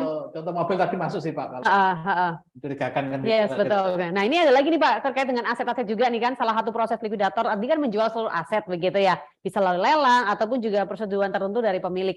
Jadi untuk menyelesaikan satu pekerjaan, likuidator berarti memerlukan waktu yang lama begitu ya Pak ya, untuk nunggu supaya aset tersebut laku. Atau bagaimana? Ini pertanyaan dari Helmi. Silakan nih Pak. Ya, saya bilang tadi, Bu, lama tidak lamanya itu tergantung dalam proses.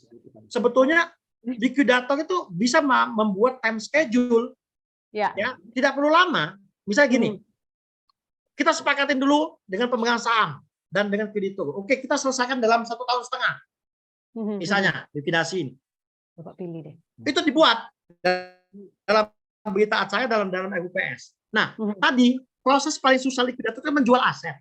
Nah, ketika aset ini sudah kita jual dengan proses benar, misalnya tidak dapat, maka kita bisa menjual di bawah tangan atau menjual dalam kondisi as is, apa adanya. Tetapi dengan catatan harus disetujui oleh pemegang saham dan kreditur. Gitu loh. Misalnya aset ini ada di luar negeri. Saya punya pengalaman. Asetnya di luar negeri, Bu. Engine mesin pesawat. Ya. Itu kalau di daerah sana masih sekitar 12 miliar. Tapi kan saya harus menghitung. Mengembalikan lagi, melakukan reekspor terhadap mesin itu, saya harus menyewa lagi tempat untuk mesin itu. Maka nilai prosesnya itu habis 7 miliar. Walaupun aset itu 15 miliar, ya saya jual aja, Bu. Ada yang mau beli 4 miliar, 5 miliar pun nggak apa-apa. Yang penting cepat. Nah, tetapi proses itu saya minta persetujuan dengan RUPS. Nah, jadi balik berapa lama? Ya tergantung skill kemampuan likuidator, Bu. Gitu loh. Kalau likuidatornya tidak cukup kreatif dan tidak cukup berkomunikasi dengan pemegang saham dan itu ya lama. Tapi kalau mereka bisa berkomunikasi dengan baik, ya. Yang paling gampang, Bu, Bapak, ilmu kepada kreditur itu gini. Tagihanmu 10 miliar. Kamu mau ngambil 4 tahun lagi, 10 miliar, itu pun belum tentu. Atau kamu ambil 2 miliar hari ini juga. Nah, biasanya mereka mau lebih suka ngambil 2 miliar hari ini juga. Daripada ngambil 10 miliar 5 tahun lagi, uang itu pun belum pasti. Betul. Ya, baik Pak, berikutnya nih ya, dari Robi Oksa Corneli. Izin bertanya Pak, apakah seorang likuidator dalam berpraktek ini wajib dalam sebuah wadah badan hukum atau bisa berpraktek secara perorangan? Bagaimana nih Pak? Ya, semuanya tidak ada badan hukum. Jadi ini agak beda. Jadi semua likuidator itu adalah perorangan. Undang-undang mengatakan perorangan. Jadi tidak pernah undang-undang mengatakan bahwa likuidator itu adalah badan hukum. Jadi perorangan. Jawabnya sepele. Jadi perorangan melekat pada personal. Personal ya? Ya. Oke, baik. Berikutnya dari Rusni Idam, Pak. Apakah tim atau pihak likuidator itu bisa memihak klien atau perusahaan yang akan dilikuidasi? Karena sering perusahaan besar itu sengaja melakukan likuidasi usahanya untuk menghindari pembayaran upah karyawan atau PHK karyawan. Padahal setelah dilakukan likuidasi, perusahaan tersebut membuka usaha di tempat lain dengan nama perusahaan yang berbeda. Nah, kalau ketahuan terjadi kolusi perusahaan dengan pihak likuidator, apa ada sanksinya dan apakah hal ini pernah terjadi, Pak? Ini akal-akalan yang cukup mengerikan ya Pak ya. Ya, Bu. Pada prinsipnya, Ya. likuidator itu harus independen dan imparsial. Independen. Oke, baik. Dia tidak boleh berpihak. Ya. Dalam likuidasi itu ada 3 pihak yang berkepentingan. 1, pemegang saham. 2, kreditur. Kadang-kadang juga melibatkan pengurus, perseroan seperti direksi. Ya. Nah, ketika likuidator berdiri di tengah-tengah, maka dia harus membangun trust, kepercayaan para pihak ini. Itu penting. Ini contoh yang paling baru ini. Saya nggak usah sebutin asuransinya lah. Pemegang saham asuransi yang dicabut, ini kan buronan dan ada di Amerika. Ya kan? Dia menunjuk, dia kena perusahaan ditutup, maka diwajibkan untuk dilikuidasi. Dia menunjuk likuidator, pemegang saham yang minggat ini, yang di Amerika yang jadi buronan ini, menjadi likuidator. Otomatis semua kreditur tidak percaya. Sebagian kreditur itu bahkan ada pihak kepolisian meminta kami jadi tenaga ahli. Boleh nggak ini? Saya bilang kalau bolehnya boleh, tapi ini melanggar kepatutan. Gitu loh. Seharusnya menunjuk likuidator itu OJK, bukan pemegang saham. Gitu loh. Nah, kesalahannya ini adalah di undang-undang. Undang-undang itu mengatakan begini, jika perusahaan asuransi dicabut, maka pemerintah meminta kepada pemegang saham melakukan UPS untuk dibubarkan. Tidak. Harusnya tidak perlu meminta kepada pemegang saham. OJK langsung bisa melakukan likuidasi melalui sesuai dengan petunjuk kepada kan gunakan undang-undang perseroan terbatas, dicabut izinnya bisa diminta kepada pengadilan. Nah, balik ke pertanyaan Ibu tadi, kenapa kreditur tidak percaya? Karena ditunjuk oleh pemegang saham yang sudah merugikan nasabah. Gitu loh Bu, Bapak. Ya.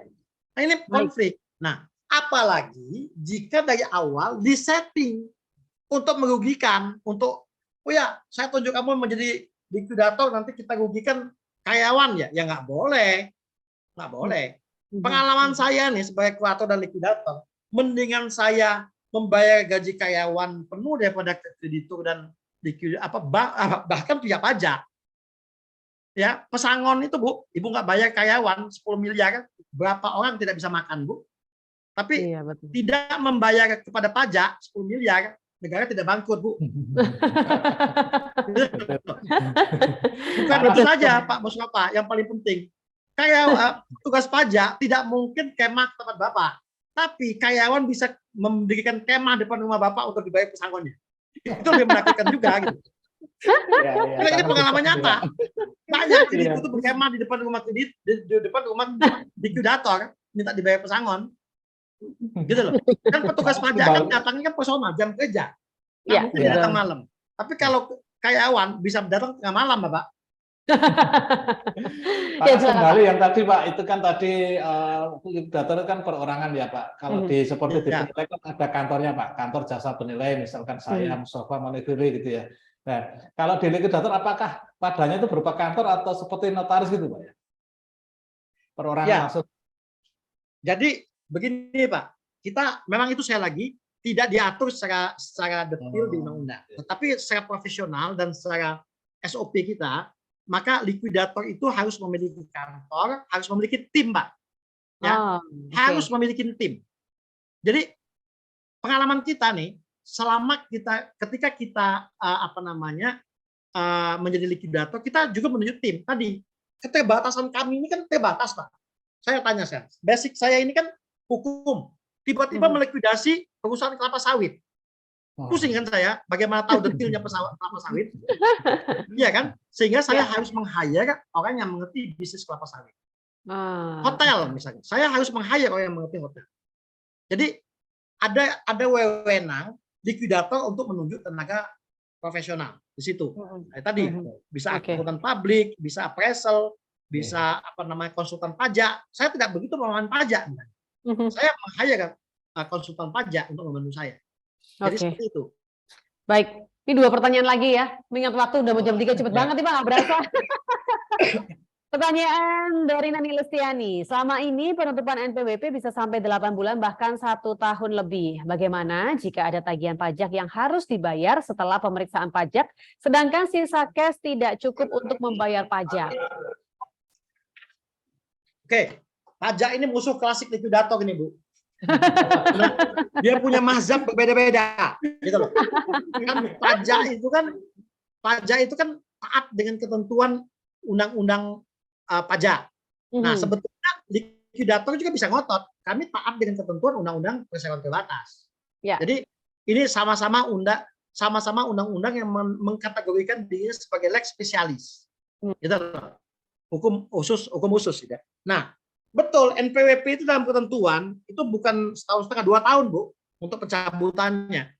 Nah, biasanya dalam perusahaan yang sudah dilikuidasi itu ada account officer sendiri yang ditunjuk untuk meneliti persoalan pajaknya. Ya, ada account officer sendiri untuk meneliti. Nah, persoalan menjadi klasik tadi saya bilang tadi. Kalau kita ikut dalam undang-undang pajak misalnya, ya, maka perusahaan itu belum bisa ditutup kalau masih ada hutang pajak. Kalau kesalahan ini kesalahan individual, misalnya ada penggelapan ya, kalau itu PPH, maka itu menjadi pidana, ya, menjadi pidana. Nah, dia tidak akan menutup itu, walaupun secara hukum begitu dicabut oleh Dekumham udah berakhir kan, gitu loh. Ini kan ada dua rezim hukum formal di Dekumham dan rezim keuangan, hukum keuangan, gitu loh. Ini kalau saya mau, mudah-mudahan nggak ada uang pajak di sini. Kalau saya mau main hukum formal, maka begitu Dekumham mencabut akte pendirian, sebetulnya itu udah akte kematian, Bu. Nah, NPWP itu kan surat utang piutang almarhum ini atau almarhumah ini, itu loh, ya kan? Nah, celakanya kena ini PT, ya, maka tidak ada kewajiban pemegang saham. Berbeda dengan ahli waris. Ahli waris kan bagaimanapun ini utang bapak saya, utang saya, misalnya saya bayar. Nggak ada kewajiban para pemegang saham itu untuk melunasi itu. Jadi kalau saya menjadi likuidator, itu kita balik ke ketentuan undang-undang saja. Kalau hartanya sudah habis, sudah dijual dengan layak, semua sudah mendapat pembagian, tadi negara mau apa? Gitu loh. Nggak bisa masuk kepada harta kekayaan pribadi pemegang saham, karena itu bukan wewenang likuidator. Gitu loh. Jadi bukan 1,5 tahun 2 tahun, tetapi biasanya tadi capek sendiri dia. Dan dia mau ngulik-ngulik apa? Hartanya sudah nggak ada lagi, Pak, sudah dibagi semua. Itulah pentingnya likuidator itu dalam pelaporan kepada Dekumham, neraca itu mesti 0, Pak. Walaupun biasanya likuidator itu membuat pencadangan. Jadi pencadangan pajak kita buat 300-500 juta. Pencadangan ini bukan hanya untuk membayar pajak, untuk biaya wira-wiri likuidator ketika dipanggil oleh petugas pajak. Ya. Gitu loh. Seperti itu, Bu. Oke. Ya, jadi rezim hukumnya berbeda. Tetapi bukan berarti NPWP pajak pun bisa arogan, nggak bisa. Kita pun bisa arogan juga. Kita menggunakan undang-undang perseroan terbatas bahwa kewajiban PT hanya berbasis pada harta kekayaan. Seperti itu. Oke. Baik, ini luar biasa nih ya. Saya melihat antusias juga dari teman-teman yang bergabung nih, banyak banget pertanyaan, tapi saya mohon maaf sekali lagi terbatasnya waktu, jadi semua nggak bisa dibacakan ya. Kita akan pilih beberapa pertanyaan-pertanyaan yang nanti kita akan coba up di kesempatan di siang hari ini. Saya akan coba bacakan satu lagi nih ya, yang sudah bergabung di kesempatan kali ini. Mohon izin bertanya, bila likuidator melakukan penjualan cepat asal laku, apakah bisa berpotensi untuk digugat? Misal harga normal 12M dan dijual cepat senilai 8M, padahal kewajiban dia tidak dapat tertutupi dengan 8M tersebut. Bagaimana mengenai hal ini, Pak Nasrullah? Oke, alasan penjualan itu biasanya ada alasan objektif, ada alasan subjektif. Ya, alasan objektifnya apa? Misalnya begini, saya ada aset ini, ada aset perkebunan cukup luas, misalnya 150 hektar. Ya. Tetapi HGB-nya hampir habis. Hartanya ketika dia appraisal mungkin 100 miliar. Memperpanjang HGB itu 30 miliar. Dari mana Ibu dapat duit? Gitu loh, misalnya. Maka saya bisa menjual as is, Bu, apa adanya. Nah, jadi itu bisa menjadi alasan objektif. Saya bilang tadi, penurunan harga ada alasan objektif, ada alasan subjektif. Alasan objektif berikutnya misalnya apa tadi? Ibu mau jual rumah, tertera di sertifikat 4.000 meter, sudah terpotong jalan, Bu, misalnya. Sudah terpotong jalan, nggak lagi sebanyak itu. Lah, kantor lelang negara kan harus diurus dulu nih. Yang tadi 4.000 meter cuma 1.700 meter misalnya. Lah, biaya untuk membuat sertifikat tadi berapa lama? Waktunya berapa lama? Makanya saya melakukan RUPS. Saya lelang dengan apa adanya 1.700. Yang tadi dinilai misalnya 4 miliar cuma laku 1,7. Jadi alasan-alasan objektif itu harus disampaikan. Atau tadi ada sesuatu yang tidak bisa di-appraisal menggunakan appraisal internal, misalnya di perbankan. Pengalaman saya ada, bank mendapat jaminan gadai saham. Semua teman-teman appraisal tidak bisa melakukan penilaian, apalagi perusahaan itu sudah pilot atau sudah dilikuidasi. Saya pembukuan kan pasti nol, Pak, sahamnya. Gitu, tidak beroperasi. Kalau kepilotan bahkan minus. Kewajibannya 10 miliar, nilainya cuma 4 miliar, minus dong appraisal sahamnya. Ya kan? Nah, kita jual dalam kondisi as is, Bu. Biasanya kalau begitu. Nah, jadi itu alasan objektif. Alasan subjektifnya apa? Alasan subjektif itu biasanya tadi waktunya lama. Nah, sehingga kita jual juga dalam kondisi as is. Atau kurator tidak ada duit, likuidator tidak ada duit. Gitu loh. Saya pernah melakukan likuidasi, Bu. Likuidasi perusahaan transportasi. Punya 60 kendaraan alat berat, tronton. Tapi itu ada di Batam, ada di Padang, ada di berbagai negara. Biaya nariknya mahal, Bu. Sehingga saya menjual as is. Menjual BPKB dengan ini. Itu adalah alasan subjektif. Yang penting sampaikan itu kepada kreditur, sampaikan itu ke bank saham. Begitu. Ya. Untuk ini luar biasa. Siap. Ini mungkin sebelum ini Mbak, tadi kan ada 2 pertanyaan terakhir. Oke. Ini saya nambahin pertanyaan terakhir. Boleh. Ya, Pak. Tadi sudah diceritakan perolehan sertifikatnya bagaimana, lingkup kerjanya, potensinya bagaimana. Nah, ini menurut pandangan Pak Nas ya, profesi likuidator ini kira-kira prosesnya bagaimana? Itu yang pertama. Betul. Yang kedua tadi belum dibahas, Pak. Fee-nya bagaimana, Pak? Ini tadi sangat supaya menarik teman-teman, Pak, yang baru-baru mahasiswa itu kan biar tertarik, Pak. Ini fee-nya berapa persen gitu, Pak, kalau memang ada aturan atau SOP-nya begitu, Pak. Ini saya juga akan menyimak dengan tepat ini, Pak. Saya juga jadi likuidator nanti. Ya.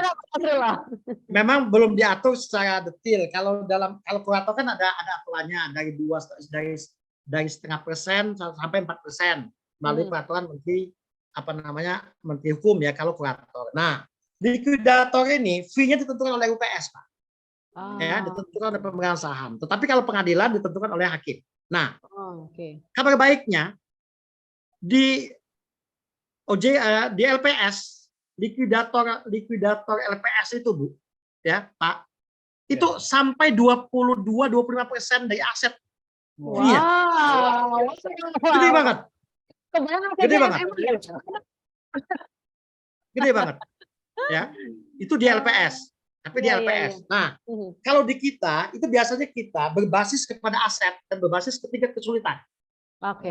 Ya, biasanya yang normal itu rata-rata secara profesional kita merujuk pada kurator. Jadi dari 4 sampai 8 bahkan sampai 12% dari aset.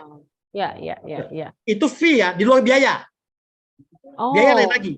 Biaya notaris, biaya teman-teman appraisal, penilai itu di luar, itu biaya dimasukkan dalam pos biaya. Nah, itu dari segi fee. Jadi tergantung kita tingkat kesulitan. Tapi kalau misalnya melikuidasi perusahaan yang sudah tutup udah 15 tahun cuman mendaftarkan diri kepada Dekumham saja, ya kita biasanya nggak banyak.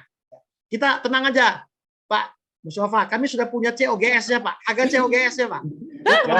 Saya juga ingin gabung loh, Pak. Ya, harga modalnya berapa sebetulnya? Ada. Ya. Nah, sekarang prospeknya. Prospeknya sangat besar, Pak. Sangat besar. Sangat besar ya. Saya kemarin, Ibu, Bapak tahu, di OJK saja itu ada 427 perusahaan pembiayaan yang sudah ditutup izinnya tidak ditutup, tidak dilikuidasi. Wow. Padahal setiap perusahaan pembiayaan yang sudah ditutup izinnya itu ada dana simpanan wajib di DepQ itu kalau nggak salah 5 miliar satu perusahaan. Wow. Ya, Besar ketika juga ya. mereka mendirikan perusahaan finance kan harus membuat jaminan, ya kan, jaminan kepada negara kan. Nah, deposit. Nah, ketika dicabut itu uang 5 miliar satu perusahaan itu belum diganggu-gugat, masih di kas negara. Padahal ada 400-an lebih perusahaan pembiayaan dicabut. Ayo, berapa ratus miliar gitu. Iya. Dana pensiun. Ini dana pensiun ini. Dana pensiun itu banyak sekali. Nggak usah jauh-jauh deh. Ngomong Pertamina aja. Berapa asetnya?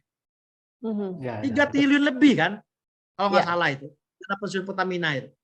Ibu menjadi likuidator, ngambil 2% aja Bu dari 3 triliun Bu.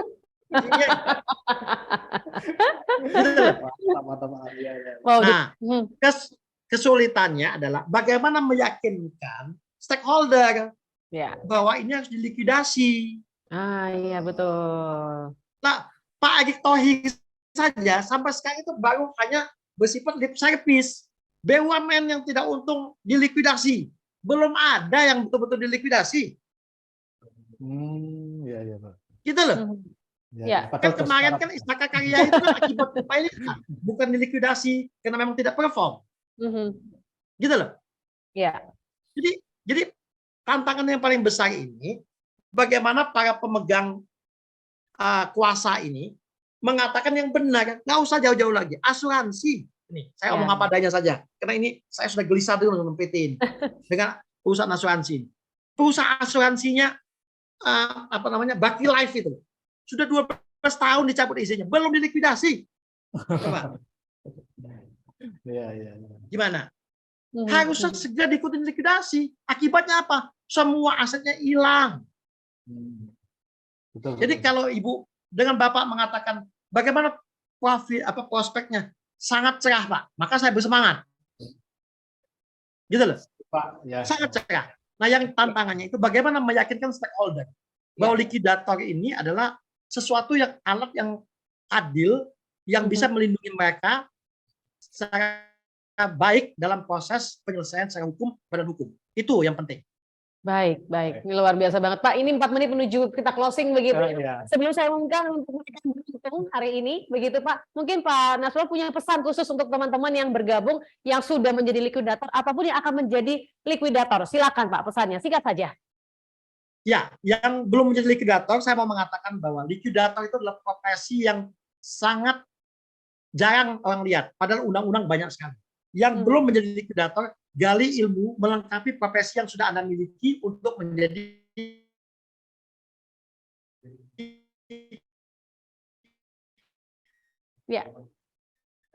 lebih komprehensif.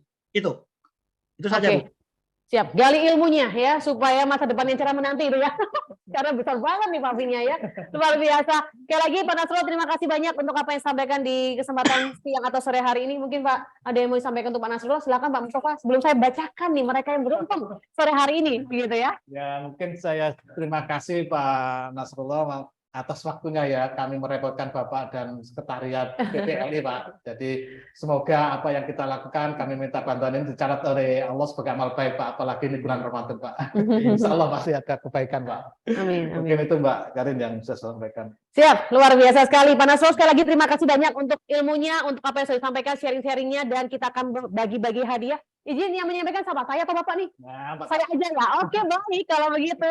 Ini deg-degan juga nih dari banyaknya pertanyaan dan mohon maaf sekali lagi belum sempat pertanyaan yang lain dibacakan karena terbatasnya waktu begitu ya. Dan di sini ada Imani yang akan dibagikan untuk mereka yang beruntung. Selamat kepada Bapak Andrikas yang pertama, tepuk tangan dulu dong. Kemudian Bapak Ferry KJPP Nirboyo, tepuk tangan juga dong. Selamat. Selamat sekali di sini ya. Berikutnya dari selamat untuk Bapak Rusni Idam SE. Yeay.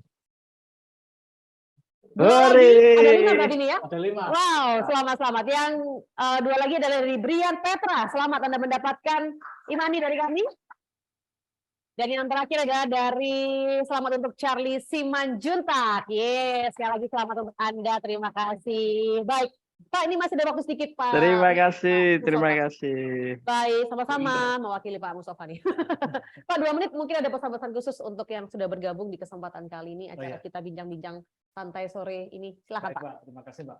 Kepada teman-teman yang online serta sahabat Mapes Jatim ini, kalau kita mengenal profesi lebih banyak, maka referensi kita, potensi kita, sukses kita akan lebih banyak juga. Nah, selama kita seperti pesannya Pak Nasrullah tadi, kita harus sesuai kode etik, Mbak. Nah, SOP-nya bagaimana harus kita jalankan supaya kita bisa meminimalisir resiko kan begitu ya.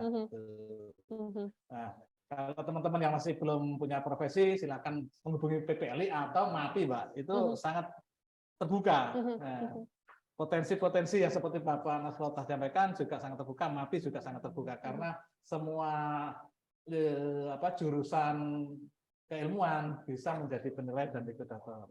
Oke, ini luar biasa sekali. Jadi MAPI sangat terbuka, silakan bisa akses melalui YouTube-nya bisa, begitu ya, Instagram-nya bisa, bahkan juga banyak jadwal-jadwal ke depan yang akan diselenggarakan oleh MAPI Jawa Timur supaya nanti kita bisa semakin kenal dengan MAPI dan juga boleh jadi bagian dari MAPI. Betul ya, Pak ya? Syaratnya kan nggak susah ya, Pak, jadi anggota MAPI ya?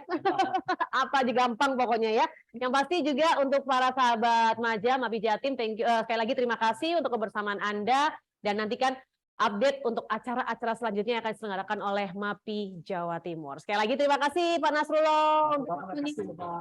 Terima kasih juga untuk Pak Mustafa untuk kesempatan yang luar biasa pada sore hari ini, juga terima kasih buat seluruh sahabat Maja.